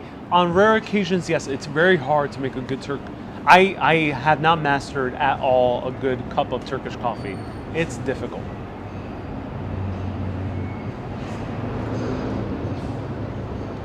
Greatest guitarist of all time? Oh, I don't know. I don't really think about guitarists too much. But Santana, Carlos Santana is definitely a genius in guitar. I didn't know you did social media. Indeed, I did. He's done everything but engineering, says Josh. Indeed, I graduated with engineering, but I did not work in it. How were your dreams on this last trip? Were they stranger than normal? Ooh, great question. I had very good dreams on most of my trip. The place I had very strange dreams was in the Airbnb in Athens, in my second leg in Athens. So I went to Thessaloniki, and I came back to Athens, and then I went over to Rome. That Airbnb was on a rooftop. Amazing views of the Acropolis. But this rooftop was covered in antennas. And it was also had the hot beaming sun constantly on it.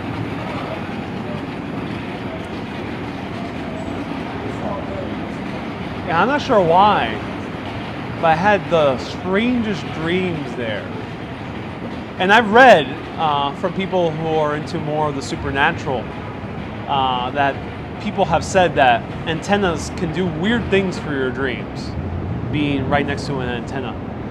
So I was in the rooftop with a lot of antennas, because in Greece they still have antennas on the rooftops. So yeah, I had very weird dreams in that Athens Airbnb. There was a dream so weird it felt like it was slipping into reality. It was a very weird dream.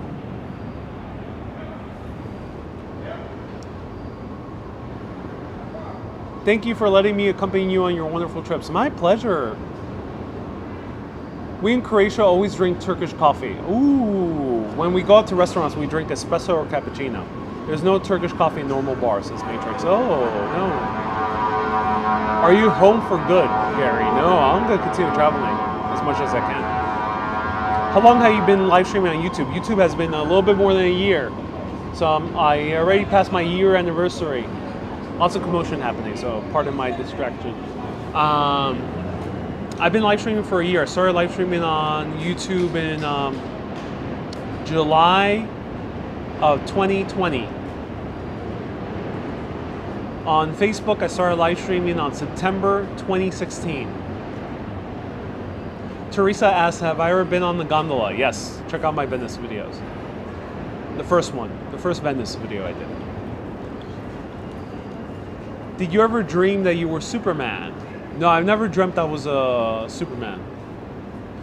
Asked Matrix. The only superhero, I never dreamt really I was a superhero. The only paranormal kind of power dream I had was dreaming that I was able to swim into the deep abyss of the ocean. So I dreamt I have a superpower to swim in deep abyss. I dreamt that a few times already.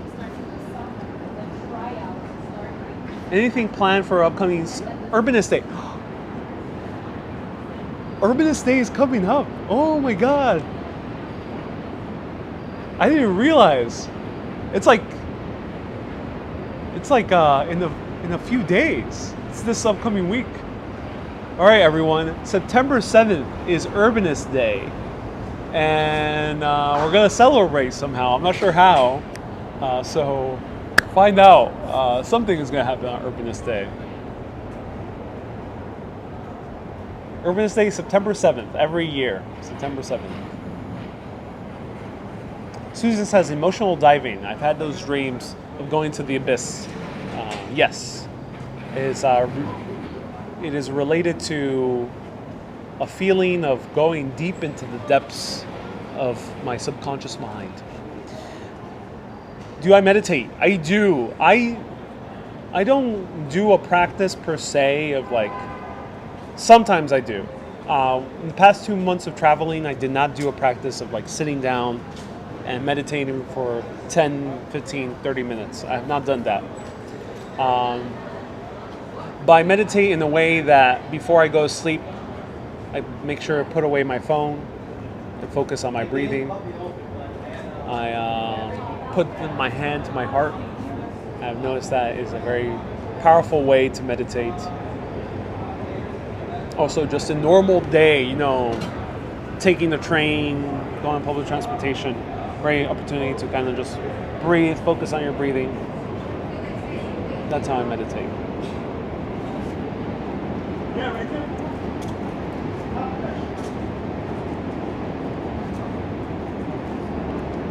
Is September Rosh Hashanah? Yeah, I think so.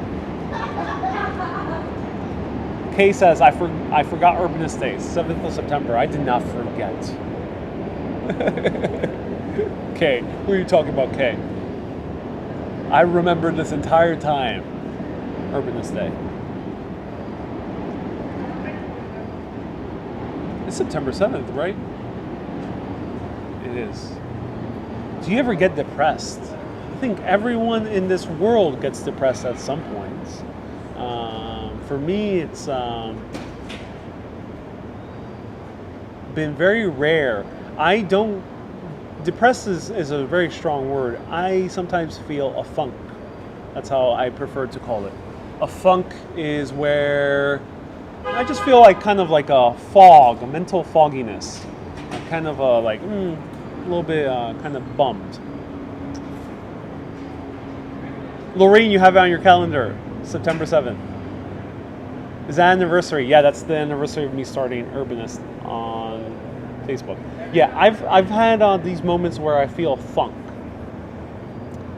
Malaise. Andrew, thank you so much. Great word. That's a better word.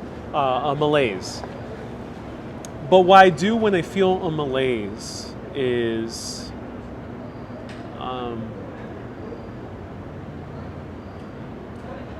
I do a few things.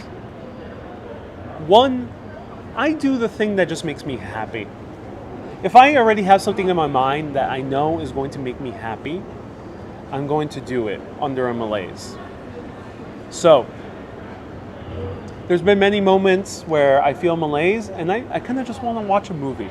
I kind of just want to go to the movies or watch a movie on TV and just do it. Just do it. I'm not going to beat myself up for doing it. I'm a person who really, I love my work. So I don't watch that much movies because I want to continue researching, I want to continue learning, I want to continue planning trips, I want to continue making great photos, I want to continue making those things. So I don't watch too many movies. But if I'm feeling malaise and I just want to watch a movie, I'm going to watch a movie. That happened to me at least once in the trip in Europe. And I just wanted to watch Loki. And rather than kind of beat myself up and say, no, I gotta research, I gotta do work, or I gotta rest, or I can't watch a movie at this moment. Well, it's silly me for watching a TV show like Loki. Why am I doing this? I'm gonna waste my time. Rather than kind of getting into that headspace of beating yourself up, just do it. Just watch the thing. Or if you want to eat a donut, just eat that donut. Of course, I'm not giving therapy advice or medical advice, so know your own limits. But if you want to have the donut, have that donut. If you want to have, luckily for me, I don't suffer from any alcohol-related issues. So if I want to have a good cocktail, I'm going to have a good cocktail. Of course, you got to know your limits. So if you tend to abuse anything, don't do the thing that you abuse. But otherwise, just have that thing. Give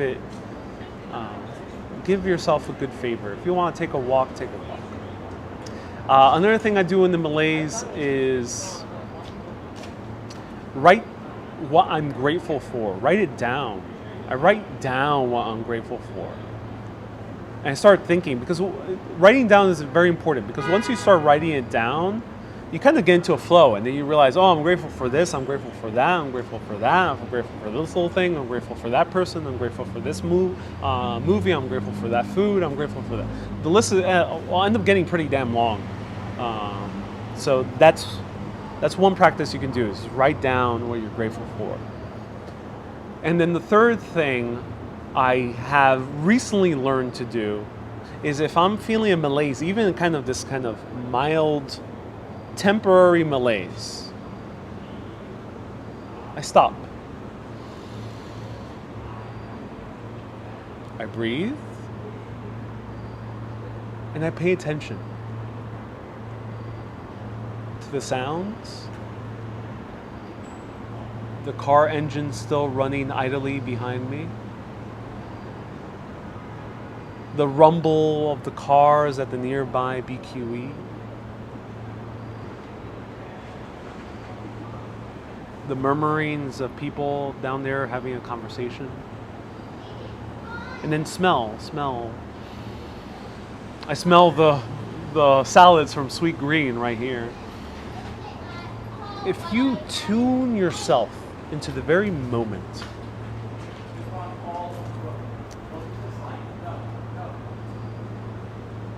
somehow you feel lighter. Somehow you feel more connected. Because a malaise, in a way, is a dull of the senses. A malaise is a feeling of disconnection from reality. You're dissociating from reality. You're disconnecting from it. And hence you feel in a funk because you feel disconnected. But if you pause and pay attention to just what is around you, not qualitatively, not qualitatively, not trying to judge what's around you, but just appreciate to the senses.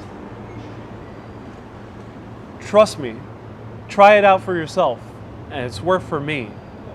I feel elevated because suddenly I realized, wait a minute, what was I even feeling bad about? Because if you just embrace the beauty of listening to someone laugh in the distance, a kid, play around, even the beautiful sound of an idle car right behind me, people park right there, even the sound of an idle car, you kind of end up really feeling the beauty of being alive. It kind of reconnects you to reality, reconnects you to the beauty of life. And the malaise goes away, at least for some time.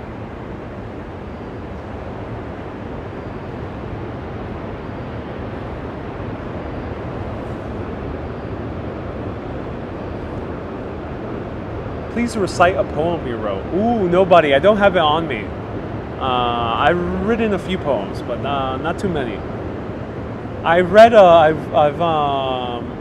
lot of stuff on Instagram, which is more prose.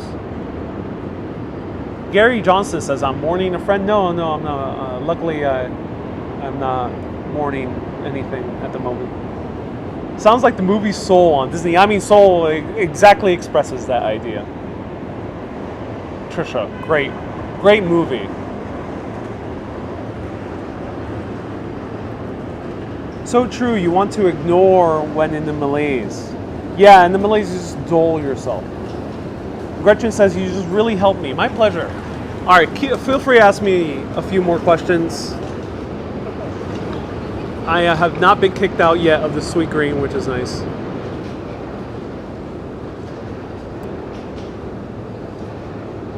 I would like you to read the Rubaiyat aloud. Ooh, I don't know what the Rubaiyat is. Ask me crazy questions, ladies and gentlemen. Crazy questions. You can ask me, Urbanist Day is coming up. You can ask me any questions about Urbanist on Urbanist Day or about travel on Urbanist Day. But today it's a philosophical chat, so take advantage. Ask me crazy questions. Is your voice weird when you listen to your recording? When I hear myself on video, it's as if someone else is talking, says Matrix. Matrix, that is a great question. At first, my voice sounded very weird when I started making videos. It was uncomfortable to listen to my own voice. But in my early career, I was editing a lot my own videos. I still edit my own videos. And when you start editing, you have to listen to yourself, especially if you're speaking on camera. So I was speaking on camera, I had to listen to myself. And I started listening, at first it was a little bit jarring. Camilla has a great question, so I'll get to you, Camilla, in a bit. It was a bit jarring to listen to my voice over and over again, because I started noticing all my quirks. I started noticing words I say too much, or phrases that I usually always default to. I started being very aware of how I speak. However, I really love the act of speaking. I really love the art of speaking. especially spontaneous speaking. There's a word for it, extra. If anyone can remind me of the word for the type of speaking that you do without notes or script. I love that type of speaking. One of my favorite speakers of all time is Alan Watts. Extemporaneous. Thank you so much. Extemporaneous speaking is the type of speaking I do. Not everyone does extemporaneous speaking. Simpler word would be impromptu. That's right. So, extemporaneous speaking is the official word. That's the type of speaking I do. It's speaking without script, really without too much of a plan. I love that type of speaking. Alan Watts used to do that type of speaking.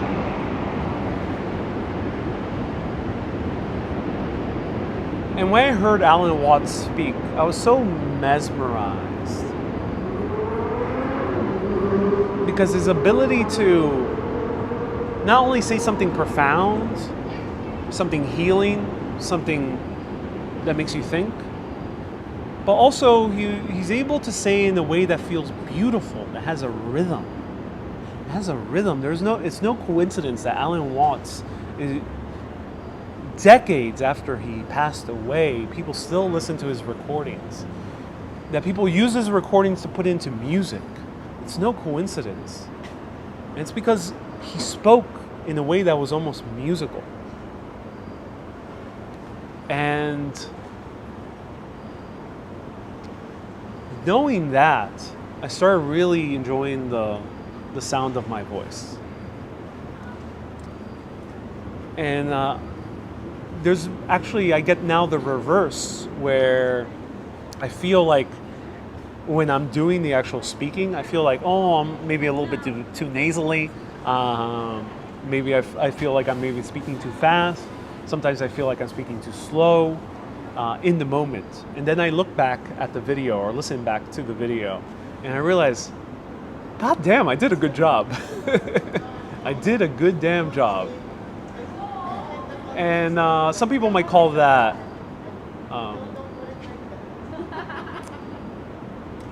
some people might say that is you're full of yourself.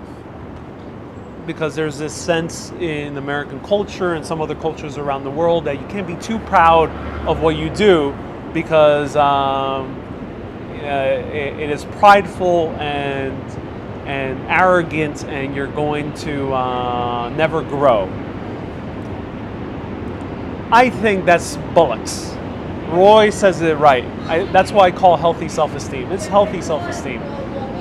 A pilot who's driving an airplane can't be self-conscious. Try flying on a plane with a self-conscious pilot. Imagine a pilot gets on the speaker and says, ladies and gentlemen, I'm not feeling so well today, and I'm not truly sure if I can fly this plane.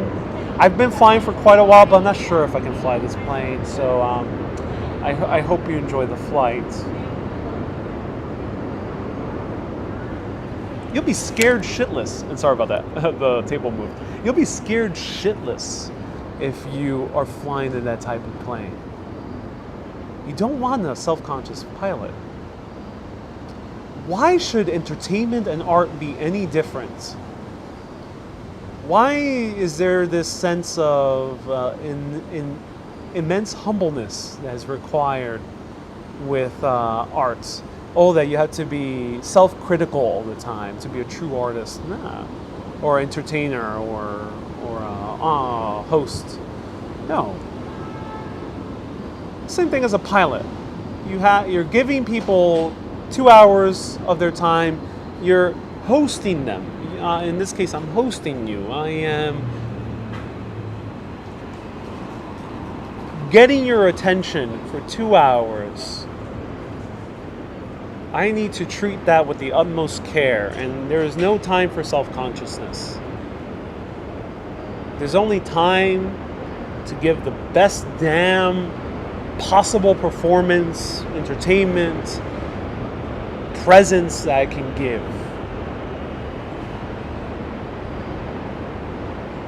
And that's why when I listen back to my recordings, I feel good.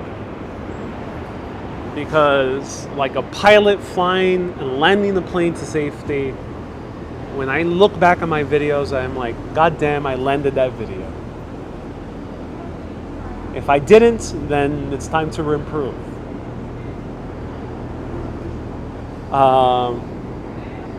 Have you experienced electronic voice phenomenon, Vince? No, I have not. So Camilla asked, do you believe in soulmates? I do believe in soulmates. I believe in soul. Camilla, great question. I believe in soulmates, not in the context of. I do believe in soulmates, even in the classical context.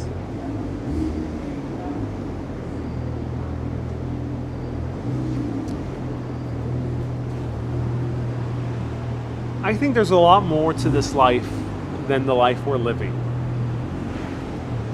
What that is, I don't know. I have my thoughts on it, but I think just like two atoms are attracted to each other,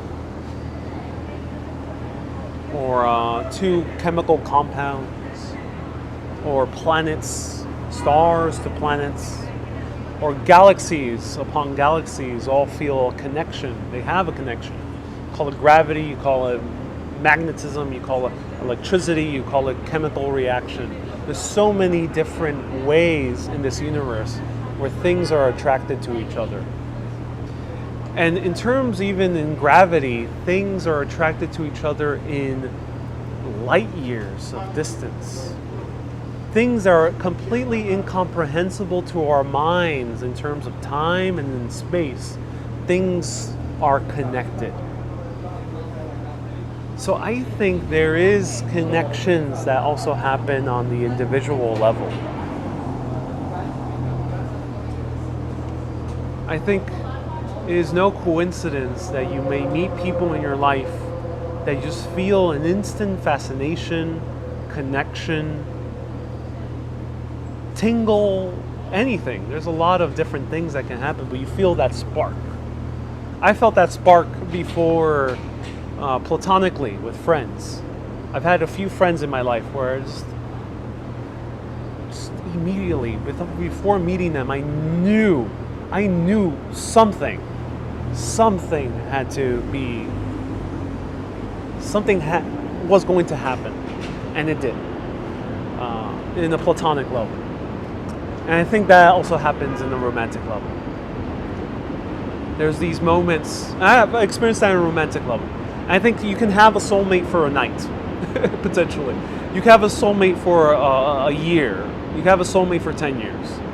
I think that's the case. I think the same thing with platonic friends. You can have a connection with a friend where it is just, it sparks, and then like some things in life, like any chemical reaction or gravitational force or electronic magnetism, sometimes it goes dull, and that's okay.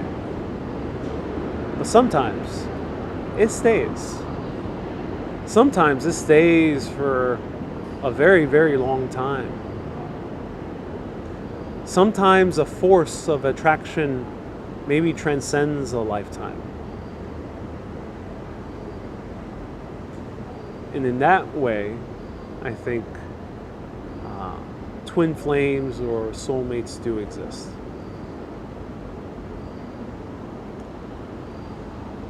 Syl says, I don't think you always find each other. The life you're currently living, you might find yourself in another life, but we have the capacity to form relationships. I think the more you live in line with your joy, with what makes you feel good, with what makes you feel fascinated, what makes you feel excited. And remember, going out of your comfort zone, when you feel fear also, especially this nervousness to meet someone, or this nervousness to go to a different place, that is also the feeling of fascination. It's just you're interpreting it as nervousness. But follow your fascination, and I think the magic will happen. Can you lead a session in meditation? Says Photos. I never have, but I assume I could do it if I wanted to.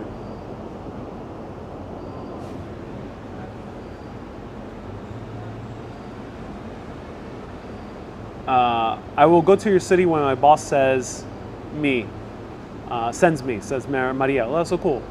Are we predestined in life, says Gary. That's a great question, Gary. I think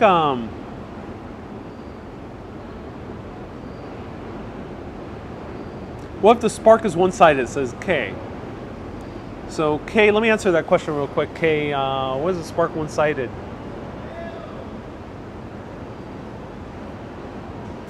It might be just a good learning moment. David says you're weird. Indeed I am, David. Indeed I am. I think it's just a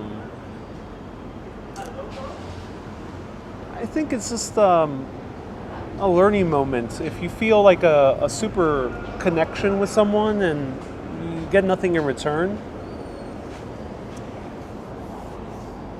I think at first it might be more of an infatuation or more of a kind of a general fascination than a spark, a connection. A connection always has to be two sides. You can never have a one-sided connection. Maybe you can have a connection to an idea. So if you have a connection with someone, a spark with someone, and it's only one-sided, you're more having the spark or the connection or the fascination with the idea of the person, with some aspect of the person. So that's what you're experiencing. And I think that's why people experience that. I've experienced that as well. So it's a learning moment because you get to learn what you really want, or if you want to get even more metaphysical, and this is talked in a few religions, including Christianity.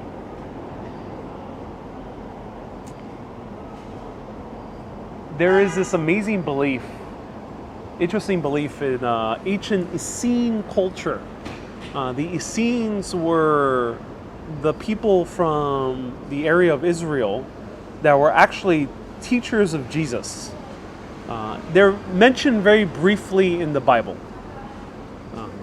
But there's texts, Gnostic texts associated with them, where they go much more in depth into their philosophies. And the ancient Essenes believe that there are 7 mirrors in this world. And those mirrors, we encounter them all throughout life, and they reflect to us what we need to learn. One of those mirrors, and those mirrors are also in the form of individuals, of people. One of those mirrors is feeling that instant fascination, that instant connection. When you feel that instant connection, sometimes, according to ancient Essenes' belief, is you're recognizing something that you have long forgotten in yourself. And you have since then pushed away. So when you feel that deep, deep connection with someone, especially if you ever had this kind of deep connection with someone that only lasted a few days or a few weeks, and it was kind of very kind of strong, but it just fizzled. According to that ancient Essene belief, it's that. You saw something in that person, and that person saw something in you, or something they forgot. In a very practical way, that could be if you, say you felt you had this instant connection with, I'll use myself as an example. I had this instant connection with a woman who was very very extroverted, very talkative, very good conversationalist. This has happened to me before. I've had that instant connection with that woman like that. And she had an instant connection with me like that. But after a while, it just fizzled. It wasn't because we were soulmates or because I was deeply in love. It was because I was seeing something that I forgot within myself. I forgot that I love to talk, that I love to connect, that I love to share and tell stories. But because I forgot that, because I pushed it away, because I bottled it up inside, I saw it reflected in someone else. And I fell in love with that. So you fall in love with the idea, you don't actually fall in love with the person. Is it easy to get money in NYC, says Maria. This is now a money channel, and I would say it's easy to get money anywhere around the world. You just gotta be clever enough. New York City definitely has a lot more opportunities than some other cities.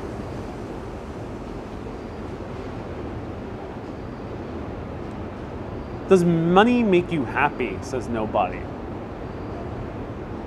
Does it make me happy personally? Money is a lubricant for life. That's what money is. It lubricates our ability to live in this world. You have money, you can travel a little bit easier. You have money, you can eat a little bit better food. You have money, you can build a better house. You have money, you can go on better dates. You have money, or more interesting dates maybe. You have money, you could go more interesting theater shows. You have money, you can build a business. You have money, you can give it to other people. You can do different charities. Money is a lubricator for our existence here on this earth. That's it. It's nothing more, nothing less. So money won't make you happy. What makes you happy is doing the things that maybe money has enabled you to do. But remember that you can do them before money. So if you think that you need to make a bunch of money to travel, then the moment you start making money and you get to travel, you're going to be sorely disappointed because you waited so long. You thought that you needed something to get something. Money is merely a lubricator. It isn't the thing. So, money may make travel a bit more fun, but money was never the travel. Money was never 100% necessary for travel. If you travel before money, then travel is going to be deeply gratifying for you when you do get the chance to travel and spend a lot more. So I can use myself for example. I deeply loved traveling through New York City. I did that for most of my time here on Urbanist. I didn't have the funds. I quit my 9-to-5 job without really saving that much money. I quit impulsively. I really wanted to travel. That's why I called it Urbanist from the get-go. But I found myself in the position where I wasn't making that much money. I couldn't travel that first year in Urbanist, at least not too much. So I had to travel locally. Same thing happened during the pandemic. In the pandemic, it wasn't too easy. I couldn't go to Italy or to France or to London because I was traveling, because it was in the middle of the height of the pandemic. It wasn't doable for me to go there. Doable for most people. They couldn't get there unless if you had insane amounts of money. But did I fall into despair? Maybe at moments, but mostly not. When I was faced with a global pandemic and lockdown, I decided to once again travel in my own city. And you can say, yeah, that's easy for you to say because you live in New York. Indeed, I am grateful that I was in New York. But I think having that attitude of saying, oh, that's easy for you to say, in whatever circumstances, will probably never benefit you in the deepest way possible. So, yeah, I traveled in New York. I traveled in Brooklyn. I went to Bushwick. I showed you Long Beach, Long Island. I showed you all different parts of Queens. I took that opportunity to travel within my own city. And towards that latter half of 2020 where it was a little bit easier to travel, I still couldn't travel internationally, so I decided to travel in the eastern side of the U.S. I decided to travel via train to Boston. So I traveled, even if I didn't have the funds, too many funds, because I couldn't afford a travel to Europe at that moment, because most of jobs halted. And even if I couldn't travel because of an actual global incident, I still managed to travel, nonetheless. And now that I traveled for 2 months to Greece and Italy, I feel like I enjoyed it much deeper because I already traveled in my own city. I already traveled in my own borough. So, yeah. I think that's the interesting thing about money. We think we need it, but sometimes we are blinded by it.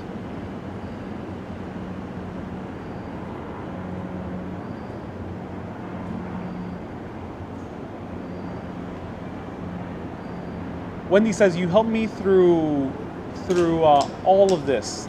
The exploration of your travels. Loved it. Oh, I'm so glad, Wendy.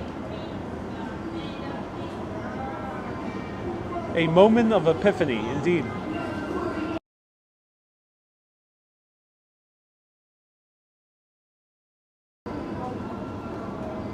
Can I ask your views on Islam and its religious ideology?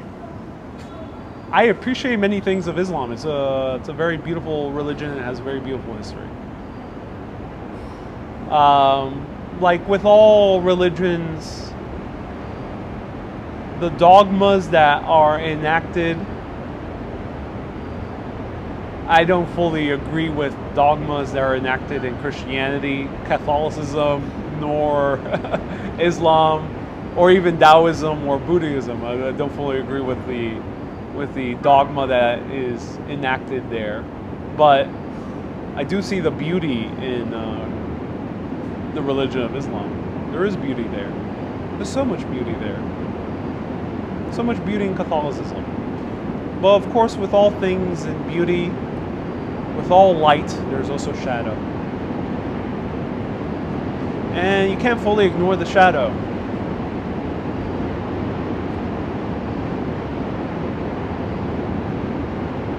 Gary says goodbye in Italian. Gary, it seems like you want to end this video. So Gary, by all means, you do not need to keep on watching. You can go.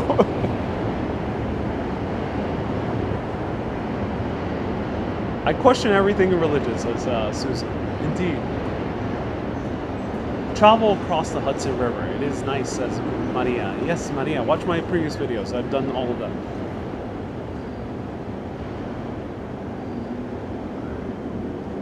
My son travels, then works for a few years, then travels again. He does IT computer work, so he can do that. That's awesome, Pat. That's all. That's amazing. That's wonderful that your son gets to do that.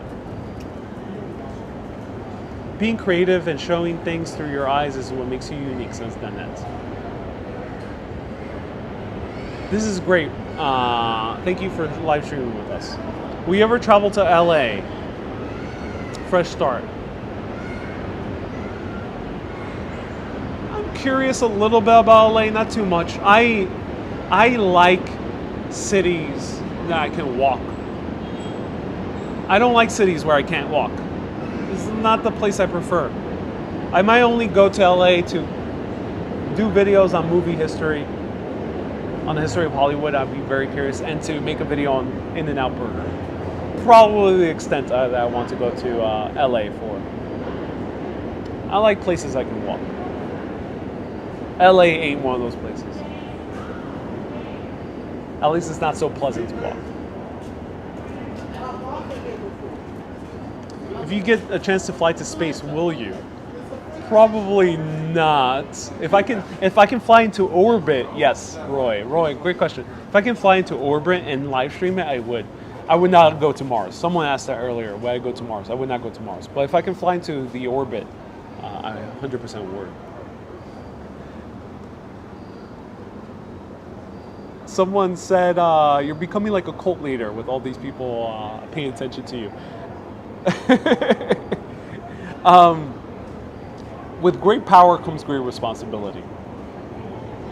Watch a movie called Wild Wild Country on Netflix. Not a movie, a documentary series. One of the best documentary series I've ever seen in my entire life. Wild Wild Country. And the short version of it, it's about a spiritual teacher from India who became very good at speaking, very good at telling people these beautiful teachings about spirituality, but it kind of went all haywire when he tried to bring it over to America. And when it grew beyond himself, it kind of went all crazy. And yeah, his name is Osho. People know him as Osho. What was his original name? I forgot his original name. But yeah, his name is Osho. Great movie. Seeing that movie, that documentary series, made it very evident that any gift, regardless of what could it be, can be used for good or it can be used for bad. Evil may not even be the best word. Maybe that's too strong. It certainly can be used for evil, but can also be used for malevolence, for bad, or for not responsibly and letting things go haywire. Any gift. You can be the best gardener in the world, but if you're a gardener who starts planting poisonous ivy, even though the poisonous ivy can look gorgeous,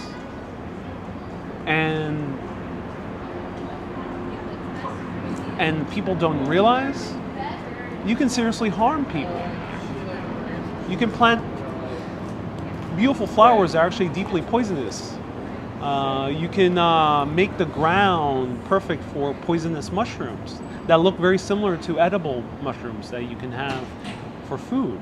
You can easily do that, easily as a gardener, especially if you're a very talented one. So even in gardening, you can use it for bad. Doctors, of course, you can use it for bad. Psychologists, you can use it for bad. Politicians, evidently, you can use it for bad. Anything in this world, any type of gift can be used for bad. A painter can be used for bad. You can paint propaganda. You can paint very terrible, disturbing images that really give people nightmares. You can do that as a painter. And if you're a good one, you're going to do it very effectively. But you can also use a gift for good. A gift can also be used irresponsibly where everything goes haywire. So with great power comes great responsibility.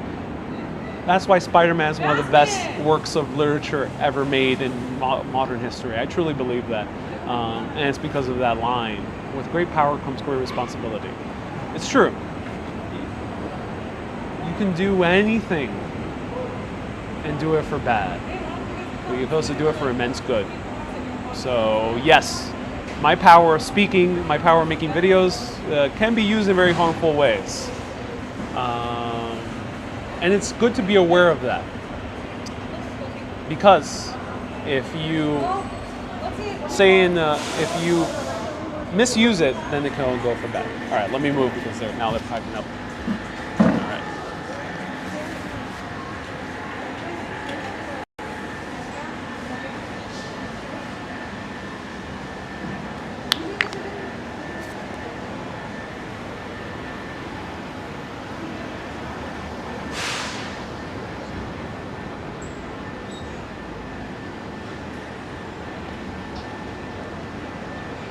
All right, one more time, I'll show you the views.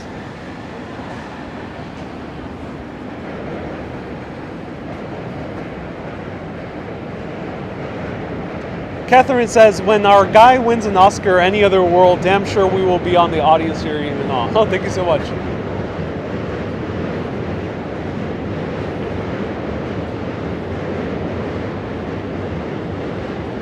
Unfall, nice to see you here.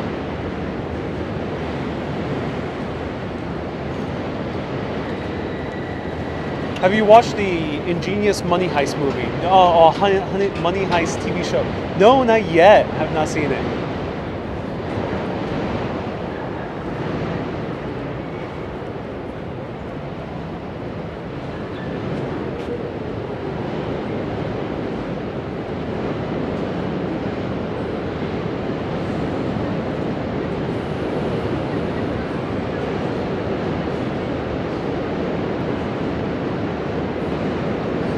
Sil says, what's the most walkable city I've ever been to? Most walkable city I've ever been to is... I gotta go back to the train, so join me for back to the train.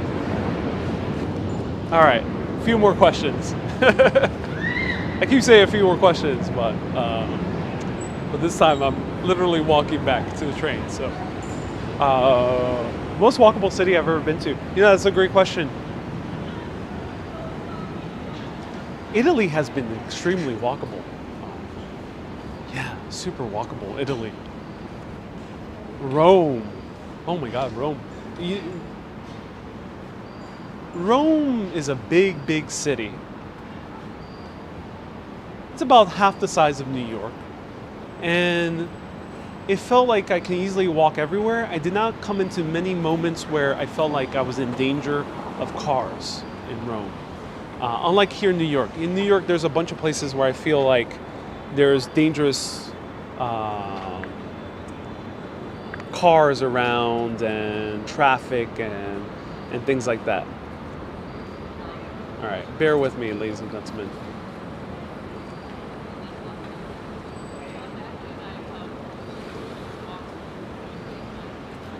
And everyone, thank you so much for the moderators for keeping the good vibes. Don't pay attention to trolls. Asheville says best walking city in the South. Says nobody.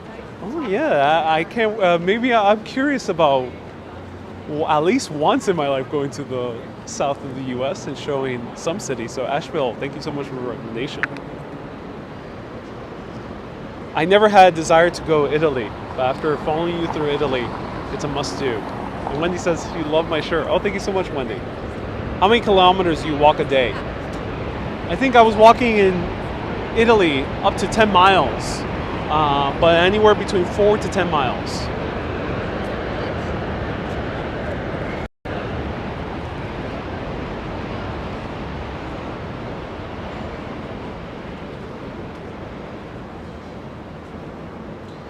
What country had the best transportation?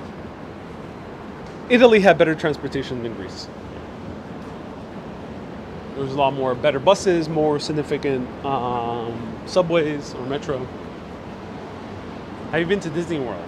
I have when I was little. Never, haven't been since.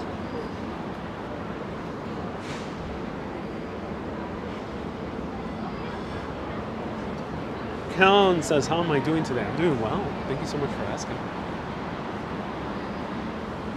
Miami is my favorite go-to. I'm so glad. All right. Ooh, lots of people here. You love both of those cities. I'm so glad you do. That's awesome.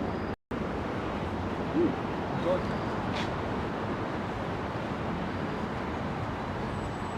Are you happy to be home?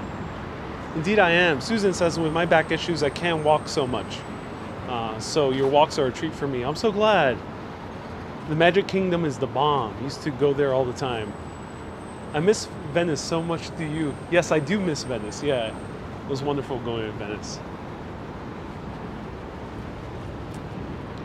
Water in the subway stills? Still, I'm not entirely sure. I think some subways are still affected, yeah.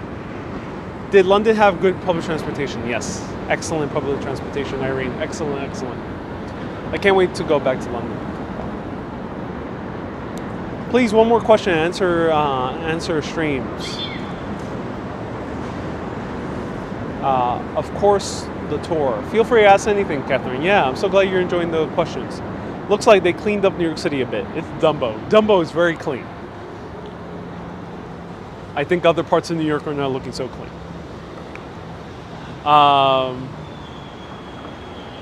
Italy is cheaper traveling within the country. Yes, once you're inside Italy, you're not going to be spending too much. Things are so efficient and inexpensive. If the travel asks you to submit a proposal for a program, will you jump on it, says a waitress? 100%, yes. I've jumped on it at least once. It has not worked out. But yeah, the moment I get another chance to do it, 100%. With any major television program that is relevant to the show, I think I would be best for, which would be travel, food, architecture, or history. Or urbanism. Also. Someone said, not just bikes. Great YouTube show. I've learned so much from it. Where are you going to next? Who knows? Keep trying. We're rooting for you, says Stephanie. Dumbo looks really nice. It really is nice. And Ruben says, it's been a while since I've been on FB. Where are you in this live, Ruben? I'm in Brooklyn, Dumbo, Brooklyn. Susie says, yeah, my neighborhood of Bushwick, and that's okay. Yeah. New York City has a little bit of issues with cleanliness. Are there fireworks in Coney Island tonight? I don't know, but I would recommend a great channel for Southern Brooklyn and Coney Island is Dutch Malls. Have you pitched your show to PBS? Says nobody. I don't think PBS would not be the right fit. If I'm going to work for TV, I want to work for something that can utilize a much larger budget. PBS does not have the budget for something that I think would be more compelling than my live videos. If they do, then yeah, but I don't think PBS is quite on that level. Unfortunately, PBS is not like the BBC. The BBC allocates a crazy amount of budget for some epic history shows. PBS, not so much. The Ken Burns type of movies, they're great, of course, in his own regard, but they don't really go out in the world. They're more using previous footage. That's what PBS does well, is making documentaries that utilize previous footage, old historical footage and photographs. So I wouldn't do that type of show.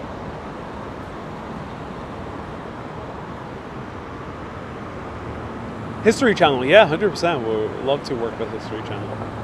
Any neighborhood you think needs redevelopment? All of New York needs redevelopment, I think, Ronald. I think New York needs a lot more apartment buildings. New York needs to build a lot more apartments. And they need to start expanding this subway. There's two little subways here. I think for a city this size, there needs to be better public transportation. Even better. Like, we already have good public transportation, excellent public transportation, but we could do even better. Like Staten Island, why is there no subway to Staten Island yet? They already started construction 100 years ago, so yeah. Ken Burns is amazing. I love his content, says Zap. Oh, I'm so glad, Zap. Why would you smash a perfectly good avocado, says Roy? Well, sometimes people just want to watch the world burn.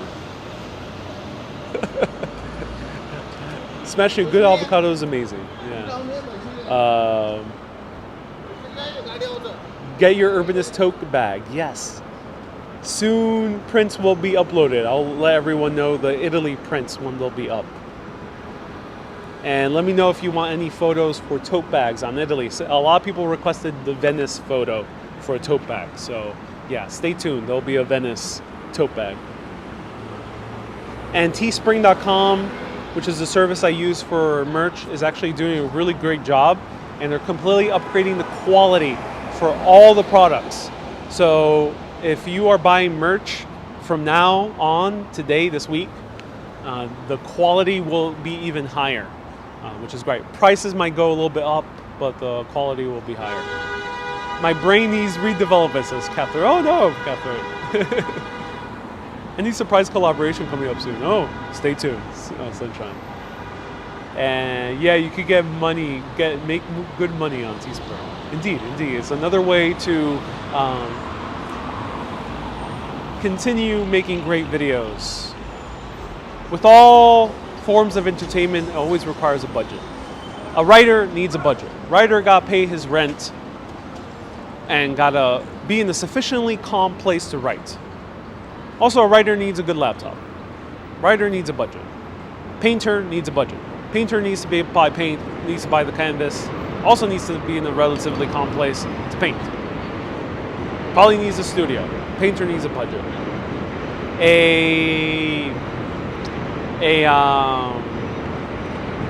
Gardener needs a budget too. Same thing with live video maker, with storyteller online. I need a budget too. So Teespring, Patreons all help out with the budget. I'm going to study IT, says Christina. Also awesome. All right, everyone. Thank you so much for tuning in. Feel free to become a patron, patreon.com/urbanist. Who designs your merch? I make the designs for mostly all the merch. I have a few illustrations. Those illustrations, I hire out illustrators. So that's a great question. I hire different illustrators.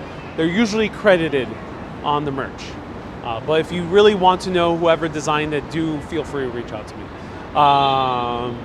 Everyone, patreon.com/urbanist if you want to lend your support. Patreon.com/urbanist. PayPal.me/Ariel Vieira. And you can send contributions directly to me. I get 99% or more, 100% of your contributions on PayPal. PayPal.me/Ariel Vieira. And there I can take those contributions and also continue bringing quality entertainment to all of you. Places around New York and the world, better quality live streaming, more quantity of live streaming, also different types of videos like TikTok videos and 360 videos. So everyone, thank you so much for tuning in. Keep being awesome and always keep on exploring ways of what's going on. Have a great day. See you later, like they say in America. Deadass. See you later.